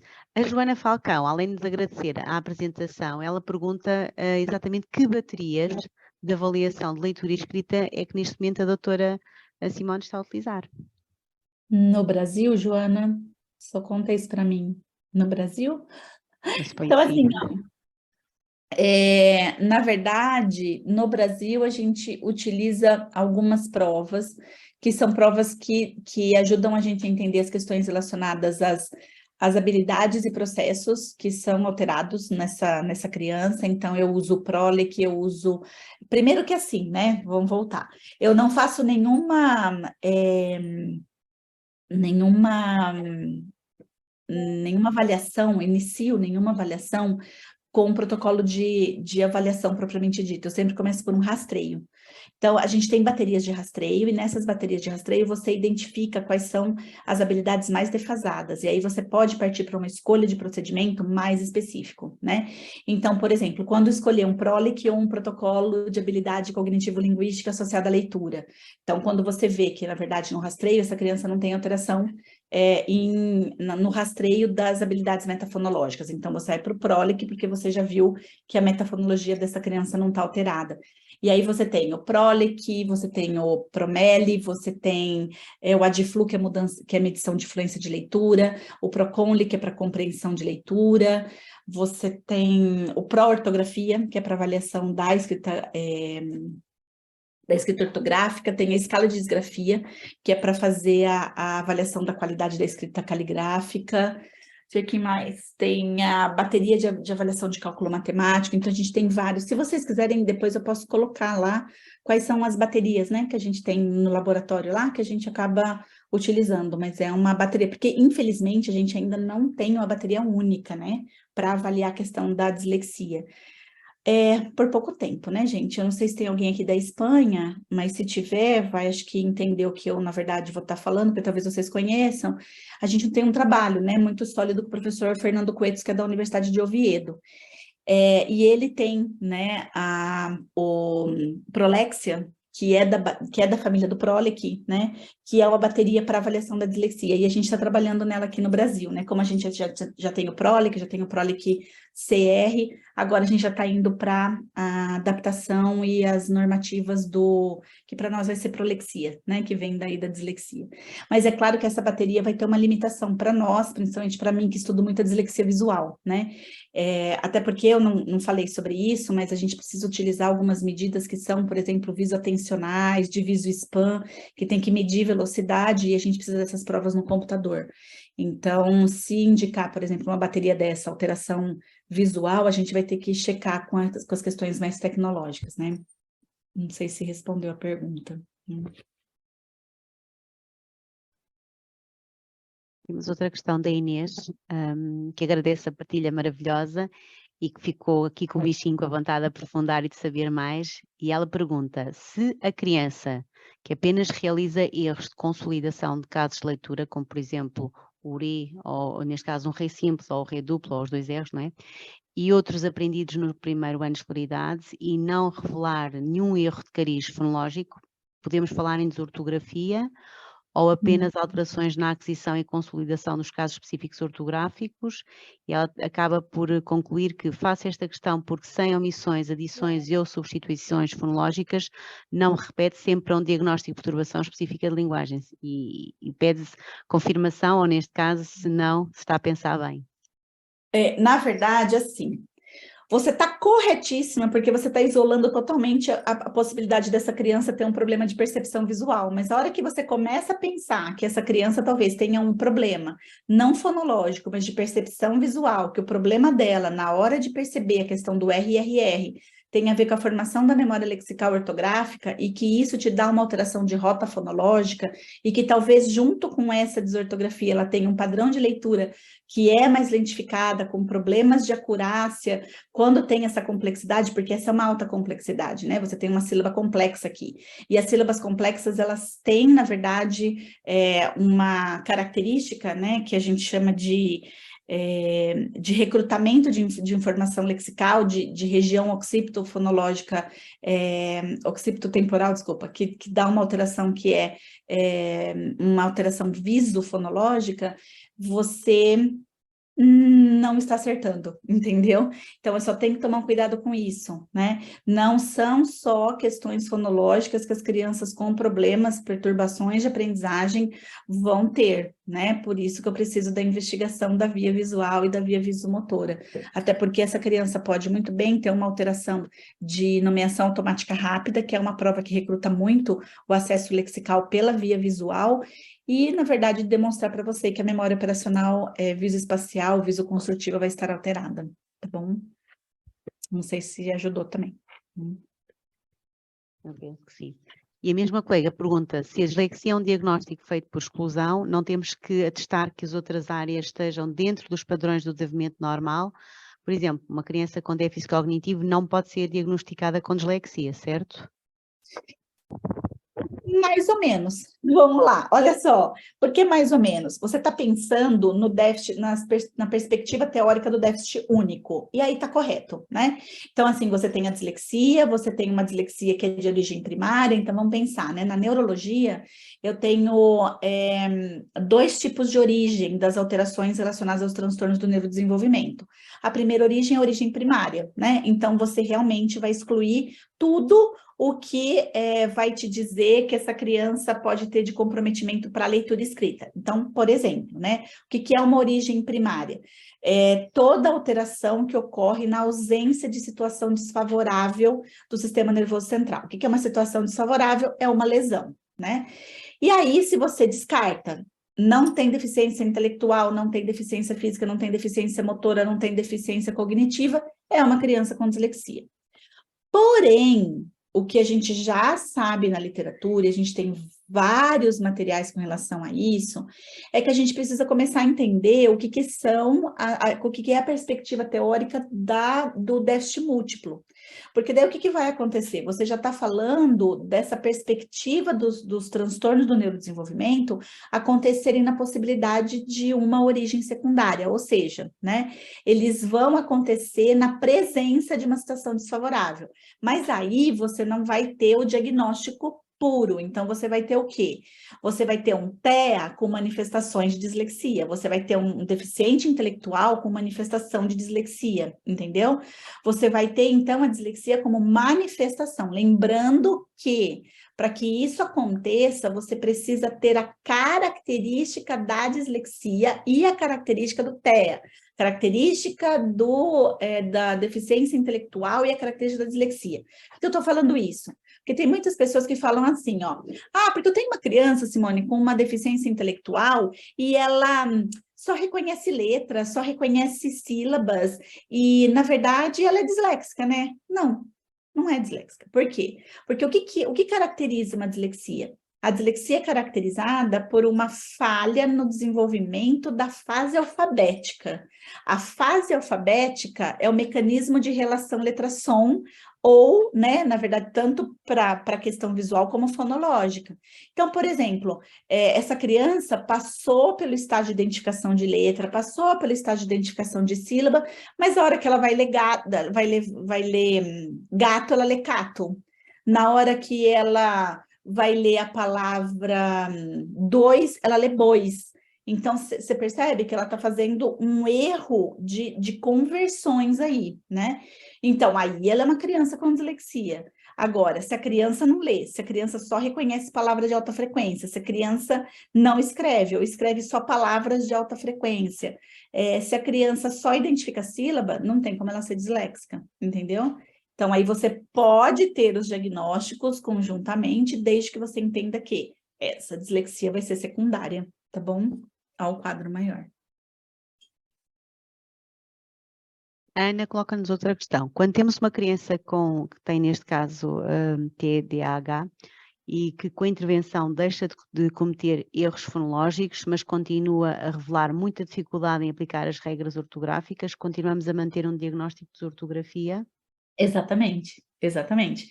Né? Na verdade, ela está com erros ainda, mas a questão é de regra ortográfica. E as pessoas falam assim, né? Mas boa pergunta, Ana, obrigada. As pessoas falam assim, na verdade, ela só tem erro ortográfico. Gente, mas só ter erro ortográfico significa que o mecanismo gerativo de memória dela não está bom. Porque o que é a aplicação da regra, né? A aplicação da regra é a criança aprender a regra, armazenar a regra, manipular essa regra para usar num outro contexto. Se ela não está conseguindo fazer isso, a memória operacional dela está ruim. E o TDAH tem o quê? Uma memória operacional ruim, né? Então, continua sendo assim, tá? A Adriana pergunta se nestes casos, no que estamos a falar, se usar o caderno de caligrafia ainda é necessário. Olha, depende da criança, acho que depende muito do professor e da criança. Eu, particularmente, vou utilizar o Ali Bombom e vou utilizar aquela ficha caligráfica que eu passei para vocês, né? Eu acho que é muito mais estimulante para a criança, ela gosta muito mais, e se tiver alguma criança com problema naquela ficha caligráfica, eu vou usar o quadriculado, que tem o mesmo efeito, porque o que você quer, né? Você quer mostrar para a criança posicionamento e direcionamento de letra, ok? Acho que isso aqui é importante aí. Eu queria lhe colocar uma questão. Não sei se tem conhecimento das metodologias, das abordagens da parte de educação em Portugal. Há métodos, nomeadamente a utilização de gestos, a parte de combinação de princípios de alfabeto, fonomímicos. Já agora gostava de saber qual é a sua opinião em relação a estes aspectos, não é? Até porque nós temos ainda muita parte da psicologia educacional e clínica a apostar nestas áreas. E nós sabemos que tendo uma ordem de psicólogos e tendo uma quantidade de testes que só os psicólogos é que utilizam e acabam por fazer estes diagnósticos, acabamos por sentir muitas vezes esta dificuldade em fazer um trabalho diferente, ou pelo menos que tenha este peso tão grande como têm estes métodos. E sobretudo as metodologias, por exemplo, do João de Deus, eu não sei se no Brasil vocês também têm, mas é Não, mas curioso. eu conheço, já. É curioso ouvir às vezes falar, os professores da metodologia da Escola de João de Deus falar que os terapeutas da fala gostam muito da metodologia, por vários motivos, nomeadamente pela aprendizagem em si, mas se conhece, eles começam muito cedo esta aprendizagem, até começam por volta dos 5 anos, e os estudos falam muitas vezes que a criança só terá maturidade a partir dos 7 para fazer esta aprendizagem. Posto isto, era para partilhar um bocadinho qual é a sua opinião em relação a estas abordagens, se efetivamente serão as melhores. Claro que cada caso é um caso e temos aqui a falar de diferentes dislexias, mas qual é o ponto da situação? O que é que a evidência científica fala exatamente deste tipo de abordagens, estratégias e atividades? Eu acho, eu vou falar uma coisa aqui que eu acho que realmente ela é verdadeira, né? Eu acho que qualquer bom professor, ele faz com qualquer método a alfabetização satisfatória da criança. Mas o que a gente precisa contar para esse professor, que eu acho que esse é o papel, né, do fonoaudiólogo educacional, é a base do sistema de escrita. E aí eu vou ter a tendência, por exemplo, de dizer, e olha, vou falar isso e depois eu tenho certeza que algumas pessoas vão pensar, mas eu já vou responder o que a pessoa vai pensar. Que é assim, ó. Eu gosto muito de trabalhar a alfabetização a partir de uma abordagem multissensorial. Por quê? Primeiro porque ela é uma das abordagens mais antigas que nós temos, né? É uma abordagem que, na realidade, nós temos muitos materiais, e é uma abordagem que trabalha aquilo que realmente eu acredito para você ter realmente uma criança com uma boa aptidão, com um bom domínio da leitura escrita, né? É aquela máxima de que quanto mais informações eu tenho para a formação de uma unidade mínima de memória, melhor a formação de memória dessa criança, né? E eu preciso que essa criança tenha uma boa formação de memória, tanto acústica, como uma memória visual, para que ela constitua a memória lexical ortográfica, né? Então, assim, acho que essa questão de levar em conta que eu preciso formar um mapeamento ortográfico para essa criança, eu tenho áreas no cérebro que vão ser ativadas para isso, né? E aí nós temos, nesse tipo de metodologia, que é a multissensorial, as estratégias que são de maior evidência científica, né? E aí eu vou responder já. Por quê? O que acontece? Eu tenho muitos programas de remediação fonológica, né? Porque realmente acredito que a fonologia, você trabalhar a questão da fonologia associada à leitura escrita, é muito importante, né? Porque você precisa realmente que essa criança tenha, que ela aprenda essa relação letra-som, mas ela precisa aprender a relação letra-som com o estímulo visual para a formação dessa memória integrativa. Então, eu acho assim, o método João de Deus, acho que ele tem um ponto muito a favor para ele, que é a formação da memória lexical, né? A gente não forma lexical ortográfica, mas a gente forma a memória lexical. Por quê? Porque você trabalha, é o método das 26 palavras, não é? É esse, não é? Ou esse é outro? Porque tem um que é das 26 palavras também, não é isso?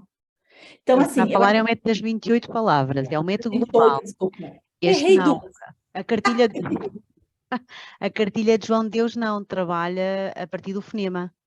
Então, exatamente isso. Mas ele trabalha a questão do fonema, mas ele mostra o padrão de letra para a criança, não mostra? Porque ele Mostra vai e diz um mostrar gesto a relação associado a entre cada uma. A cada uma. isso, porque ele tem a questão da base fonológica. Então, o método das 28 letras vai trabalhar a formação do léxico mental, ortográfico, Palavras. Esse é palavras. palavras. O das 28 palavras vai trabalhar, então, o léxico mental, que eu acho que é muito importante, a formação, né, de palavras de reconhecimento rápido. O do João de Deus vai trabalhar a questão mais com a base metafonológica, que eu acho que também é muito importante. Só que cada vez mais a gente precisa lembrar que não é só mostrar a letra para a criança e fazer a relação com o som, mas também fazer a criança sentir para formar um mapa mental ortográfico, né? E aí tem uma questão muito importante, que eu acho que o multissensorial trabalha muito bem, é que assim, olha, se eu mostrar para vocês, deixa eu mostrar aqui, ó. Se eu mostrar para vocês isso daqui, ó, que isso é uma coisa que acontece muito, né? A gente, pela similaridade do nosso sistema de escrita. Então, quando eu mostro isso aqui para vocês, ó, B. Aí o que vai acontecer é que a maioria das pessoas, principalmente as crianças em estágio inicial de alfabetização, elas vão fazer o quê? Elas vão olhar e muitas vezes ela vai fazer o quê? Ela vai fazer o D. E aí todo mundo fala assim, olha só, isso é um erro de reversão, isso é um erro de espelhamento. Mas, na verdade, isso não existe, tá, gente? Não existe nem erro de espelhamento e nenhum erro aqui. Por quê? Por que eu não posso falar que espelhamento é um erro? Porque o meu cérebro, ele é simétrico. Então, a hora que eu recebo o B e essa informação vai lá para o meu hemisfério esquerdo, automaticamente o meu hemisfério direito também vai receber essa informação. Então, ele vai fazer o quê? Reverter. Quando ele reverte, o que está acontecendo é um processo natural de passar uma informação revertida para o hemisfério contralateral. Para que isso não aconteça, eu posso usar o dedinho para mostrar. No momento em que eu falo que esse é o B, eu mostro para a criança o formato do B. Quando eu faço esse movimento, que é um movimento motor, sinestésico motor, o que os autores chamam de colocar o cérebro para dormir, você está fazendo uma desativação do seu hemisfério direito. Então, a criança vai conseguir perceber o B no seu posicionamento e na sua direcionalidade. No início da alfabetização, o ideal seria que tivesse as informações multissensoriais para essas crianças, entendeu? Para a formação da memória. Nós em Portugal, eu lembro-me, quando fiz o curso em 97, em 98, falávamos muito os modelos ascendentes e descendentes. E havia na altura, eu penso que neste momento... Top-down e bottom-up, né? Exatamente, e penso que já não esteja em funcionamento, mas lembro de falarmos que havia turmas piloto que aprendiam até método global de frase. Não era muito habitual, mas pronto, começavam alguns até texto, tínhamos aqui algumas escolas, poucas a nível de Portugal, mas que faziam realmente essa aprendizagem. O que ficou mais foi o método global, o método das 28 palavras, que em geral, pela experiência que nós temos aqui na nossa zona, tenta ser implementada às vezes a nível da educação especial, nem sempre é muito bem recebido, apesar de haver material preparado, não é?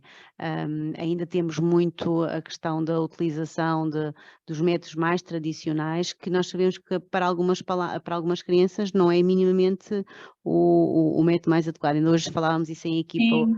discutíamos que há miúdos que naturalmente aprendem a fazê-lo, têm esta capacidade, e há outros em que realmente andam aqui às turras com as letras, acaba por ser assim um bocadinho. Mas, por exemplo, da sua experiência, esta questão que estávamos a falar, e agora estava a ouvir falar, há muito esta questão de aos 5 anos haver ainda escrevem em espelho.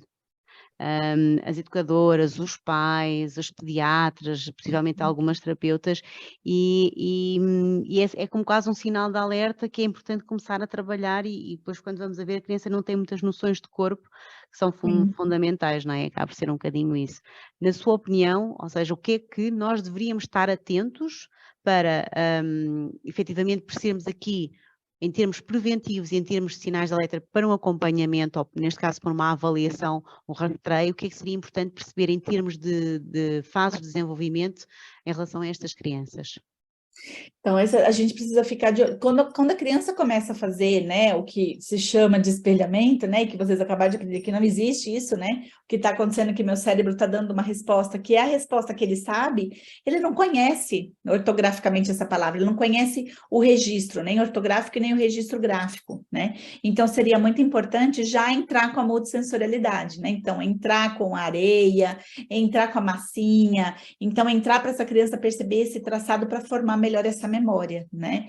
E é muito importante que o que seja trabalhado com esses professores desde os 5 anos de idade, que é uma coisa que eu tenho chamado muita atenção, primeiro, trabalhar segmentação silábica e fonêmica, porque a criança precisa aprender a segmentar sons e sílabas na oralidade, porque esse vai ser o importante preditor da habilidade metafonológica para a leitura e a escrita, né? Principalmente para a questão da fluência, tanto da fluência oral como da fluência na escrita.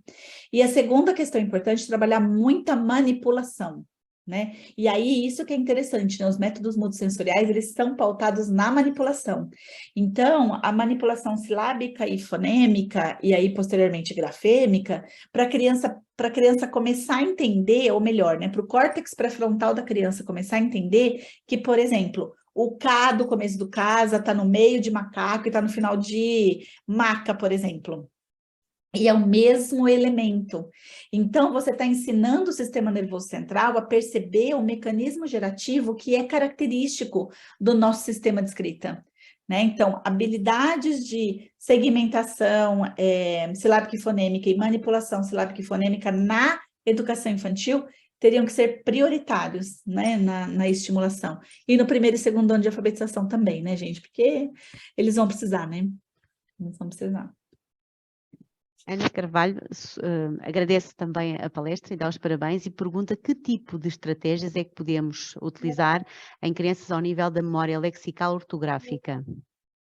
Todas as estratégias, não, todas as solicitações de formação de palavra a partir de segmentos menores. Então, você pode pedir para a criança assim, eu vou pedir para você escrever uma palavra que tenha o G no começo. Eu quero uma palavra que tenha o G no meio. Tem uma palavra que tem um G no final. Eu quero que você escreva uma palavra que tenha, por exemplo, o F no começo, ou que tenha o Fá no final. Então, você está recrutando, né? Você está mexendo com a questão da memória operacional, mas ao mesmo tempo você está evocando as palavras que a criança já tem no seu léxico. Entendeu? Queria lhe perguntar outra coisa, só para terminar, que nós temos que descansar. Mas já agora, porque isto eu acho que são questões, e estava aqui a pensar, nós assistimos nos últimos anos a uma mudança a nível do ensino, por exemplo, não sei se isso acontecia aqui, os professores ensinavam muito um P e um A-PA, e de repente começou-se a falar num P e um A, ou um P e um A, pronto, ou seja, a ter nomeadamente os valores das vogais. O que é que Isso. aconteceu? A maior parte dos pais faz muita confusão, e sobretudo aqueles pais que acompanham os miúdos em casa. Estas questões, depois do envolvimento dos pais na escola, o facto dos professores efetivamente começam a ter mais conhecimento da parte fonética e fonológica é uma mais-valia, sem dúvida, mas efetivamente as coisas mudaram ou não? Essa era uma questão. A outra era, todos nós passámos pela fase, e ainda agora os miúdos fazem muito isso, um erro é corrigido não sei quantas vezes, 20 vezes, não é? E por mais que se diga que é antipedagógico, que não tem vantagens, isso continua a acontecer. E para terminar, o que é que acha daquelas listas de palavras de casos especiais e da correção de textos com erros para identificação e correção? É pertinente, não é pertinente, em que altura? Era para dar a sua opinião acerca disso, porque eu acho que é uma metodologia muito frequente, ou por outra, cada vez mais frequente. Eu acho assim, vamos começar de trás para frente, tá? Então, assim, nós precisamos ter listas de palavras sendo trabalhadas com as crianças, principalmente com listas que são de complexidade silábicas da nossa língua versus extensão. Porque nós temos complexidades silábicas diferentes, então padrão, vogal, vogal, consoante, consoante, consoante, vogal, consoante, consoante. E isso pode ser um problema muito grande para a criança, por exemplo, quando ela tiver uma certa dificuldade. Então, é muito importante que as escolas deixem as palavras que vão ser trabalhadas na semana expostas para a criança, porque se ela tem alguma dificuldade, ela tem algum lugar para olhar, né? Então, assim, quando eu comparo, né, porque como eu trabalho com questão como eu trabalho como fonoaudióloga educacional em outros países, né? Então a gente tem algumas coisas para comparar, né? Então, assim, eu gosto muito, por exemplo, quando eu chego numa escola americana que eu estou orientando, eu tenho uma criança com problema e ela tem uma head words para ela. Então, o que são as head words? São as palavras que são mais difíceis, que ela não consegue, que tem uma complexidade, que não tem padrão de relação letra-som único, que ela não consegue entender, mas está lá para consultar. Então, essa questão da informação visual para a criança formar essa memória lexical, ela é muito importante, né?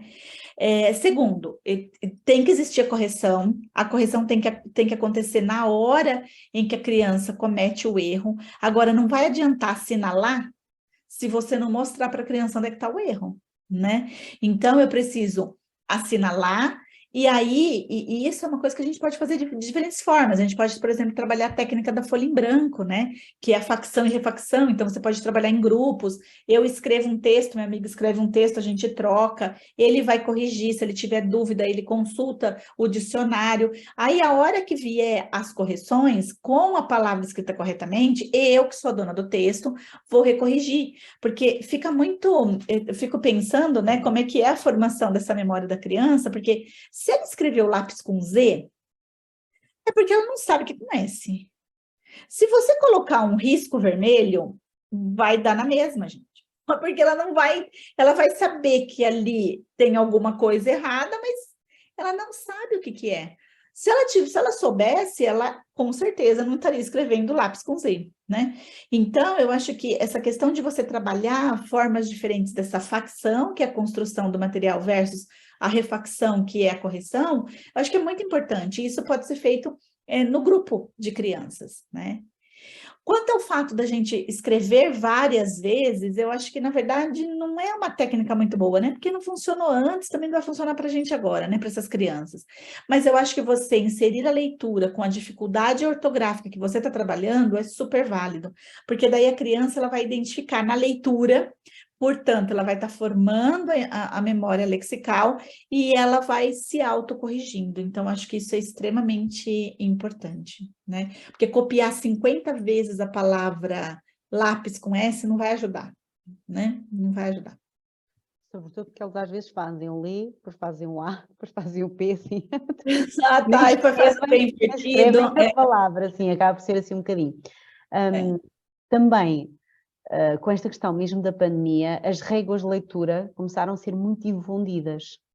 Sim. Efetivamente, funciona ou não funciona, depende do caso, é algo que recomenda, como é que funciona? Porque de repente houve com esta questão do uso das redes sociais e dos grupos de pais e dos grupos profissionais, é quase como assim, é quase parece um acessório. Ai, tem esse problema, pumba, régua de leitura, não é? O que é que acha exatamente mesmo estas questões de generalizar, de se é bom para um, se calhar é bom para todos?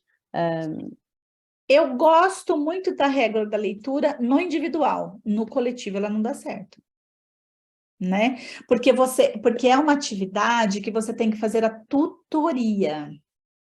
E aí, posso até falar assim, ó, vou fazer a minha culpa aqui, tá, gente? Deixa eu consertar. Eu acho assim, dá para trabalhar no grupo de 5, não dá para trabalhar no grupo de 30, né? Eu acho que é isso, não dá para você trabalhar na sala de aula, né? E se o pai for utilizar, o pai tem que ser bem orientado, porque o que que acontece? Ah, eu não tenho nenhuma régua aqui. Mas olha só, você mostra a régua, né? Então, você abre a régua, porque a régua que você está falando tem duas formas, né? A régua que é vazada, que você coloca o texto para a criança aqui, a frase, a palavra, e eu tenho aquela que você vai abrindo e fechando. Se a pessoa que está abrindo e fechando a régua, ela começa a abrir e fechar a régua muito rápido, isso vai gerar um estresse na criança, não vai conseguir ler, né? Então, eu acho que o pai tem que ser muito bem orientado, né? E aí ele pode utilizar a régua. Se não, a régua vai ficar no contexto terapêutico mesmo, né? E como professor, a gente vai dar outra orientação, que eu acho que talvez é uma orientação um pouquinho melhor, né? Que é aquela orientação que ele tá com a régua grande mesmo, né? Aquela régua que ele faz a ponta na lousa. Então, ele pode colocar um pequeno texto na lousa e ele pode trabalhar a leitura em coro com a criança.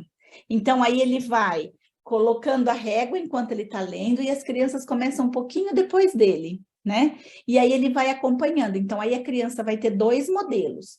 O modelo da fixação do olho na palavra que ela está lendo. Então, você está trabalhando a questão da atenção seletiva, você está trabalhando a atenção sustentada e você está trabalhando o registro da palavra. E segundo, você está trabalhando a modelação da leitura, porque você vai ter um leitor competente dando, na verdade, o padrão de leitura para a criança. Então, aí eu confio mais nas técnicas que são de leitura em coro, leitura repetida, e aí eu deixo a régua para ser trabalhada dentro do contexto do atendimento individual, né? Para terminar, sei que consegue ver aí a pergunta da Inês, porque ela a pergunta é extensa e para quem nos está a ouvir pode se tornar um bocadinho confuso. Aqui. O método de correção ser primeira, escreve a palavra corretamente. Segundo, divida por sílaba. 3, divide por som, por exemplo. É uma boa estratégia? Então, na verdade, Inês, vai depender do seu objetivo, né? Porque, na verdade, para mim, esse não é um método de correção. Ele, para mim, é um método de análise e síntese para perceber a composição da palavra. Então, você está trabalhando aí duas questões importantes, que é principal nos métodos que são multissensoriais e nos métodos que são de base fonológica, né? Como o método fônico, por exemplo, que é a questão do trabalho com o fonemar e o soletrar, entendeu? Ou o soletrar e o fonemar e o ortografar, né? Então, isso é uma coisa bem interessante, mas que nível que você quer trabalhar? Porque isso pode ser trabalhado em vários níveis, mas não necessariamente para correção da palavra. O que funciona para a correção da palavra é você fazer exatamente isso. A criança, você dita a palavra para a criança. Eu acho que isso é uma coisa interessante. Você dita a palavra para a criança tem um flashcard da palavra correta, ela procura entre várias palavras a palavra correta, ela copia essa palavra, aí ela divide por som, ela divide por sílaba, por som e por letra. Porque daí você entendeu o que está acontecendo? Então, assim, ela mudou, ela tem a chance de mudar a hipótese da escrita dela, entendeu? Não sei se ficou claro, daí você fala para mim, tá bom? Mas se for um método só de correção ortográfico, daí eu acho que talvez não, né? Tem outras formas de você fazer essa correção, talvez até mais rápida, mas se você quiser trabalhar a questão da relação letra-som, a memória lexical, aí tudo bem, né? Estamos aqui a colocar uma questão, que é se vai dar brevemente formação. E estão-me a dizer se é assim que as pessoas possam tirar dúvidas e não tanto a modalidade assincrónica. Não sei se quer desvendar aqui, levantar um bocadinho do véu, daquilo que está programado. Na verdade, assim, eu conversei com o Adriano, né? A gente conversou, acho que a Tânia sabe disso. Sim, na verdade, a ideia na verdade, acho que uma formação já está pronta, né? A gente já está quase para finalizar a segunda formação, então vai ter sim a formação online. E aí eu lembro também que quando eu conversei com o Adriano, porque assim, né, gente, o que acontece é que eu estou muito próxima de vocês, né? Por exemplo, semana que vem eu embarco para a Itália e fico lá 3 semanas. Então, aí eu falei com o Adriano que se fosse do interesse de vocês, né? Se fosse do interesse da Tânia, eu acho que dá para pensar, né, em alguns momentos, que são os momentos que eu já vou estar mesmo, né? Então, por exemplo, vou estar aí agora, vou estar aí em junho, vou estar aí em novembro. Então, assim, né? Tem várias Aproveitar, não é? possibilidades. Oi? Aproveitar para vir provar os docinhos e estar com quem, neste caso, está desejosa de aprender muito consigo, porque as pessoas perguntam que Sim, é eu bom, acho que assincrónico, mas é melhor ainda poder estar. sim. Essa é uma possibilidade. Por exemplo, junho eu vou estar em Portugal, novembro eu vou estar em Portugal de novo, e nos outros meses vou estar na Itália. Então, sim, eu acho que sim, eu acho que é uma coisa que a gente precisa. Eu acho que essa relação, né? Terapia da fala, fonoaudiologia, logopedia, ela é necessária que seja mais estreita, né? Nós temos muito em comum. Nós temos problemas em comum. E eu acho que toda vez que nós pensamos de uma forma coletiva, eu acho que as soluções elas são bem melhores, né? Tem essa tendência a pensar isso, né? Sobretudo porque temos aqui uma língua em comum, apesar das variações, mas efetivamente temos um historial significativo da evolução da profissão que aprendemos muito com vocês, sem dúvida alguma, e tendo esse caminho já se traçado, acho que é realmente essa parceria muito valiosa. Aqui, só para terminar, temos aqui muita gente a dizer que foi um privilégio estar aqui a assistir a este webinar e muito importante esta formação mais detalhada, sem dúvida, é muito bom percebermos e sobretudo aquilo que falávamos há bocadinho, quem tem a experiência e a parte da investigação, porque muitas vezes nós temos a experiência, mas não temos dados que confirmam a nossa experiência. Falamos que é uma mais-valia, mas poder, neste caso, comprovar que efetivamente que não é só a nossa experiência e que os estudos vêm comprovar aquilo que nós sentimos, eu acho que é a maneira que nós temos de provar às outras classes profissionais o quanto nós temos a oferecer, sem dúvida Sim, com alguma, e fazer certeza. evoluir a nossa profissão. Quero dizer umas últimas palavras, estamos mesmo já no final. Quero. Eu só tenho a agradecer esses momentos, porque eu acredito que realmente o nosso cérebro fica muito mais ativo partilhando. Eu acredito exatamente nisso. Eu acho que nós temos aí muitas coisas o que conversar, nós temos muitas coisas o que dividir, e eu acho que a gente precisa estar aberto, né, para essas trocas.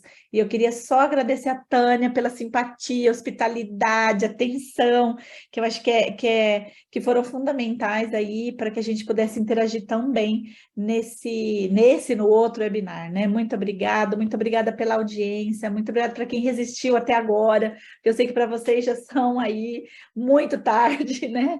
Já são quase meia-noite, né? Quase, 11h30, né? sim, sim.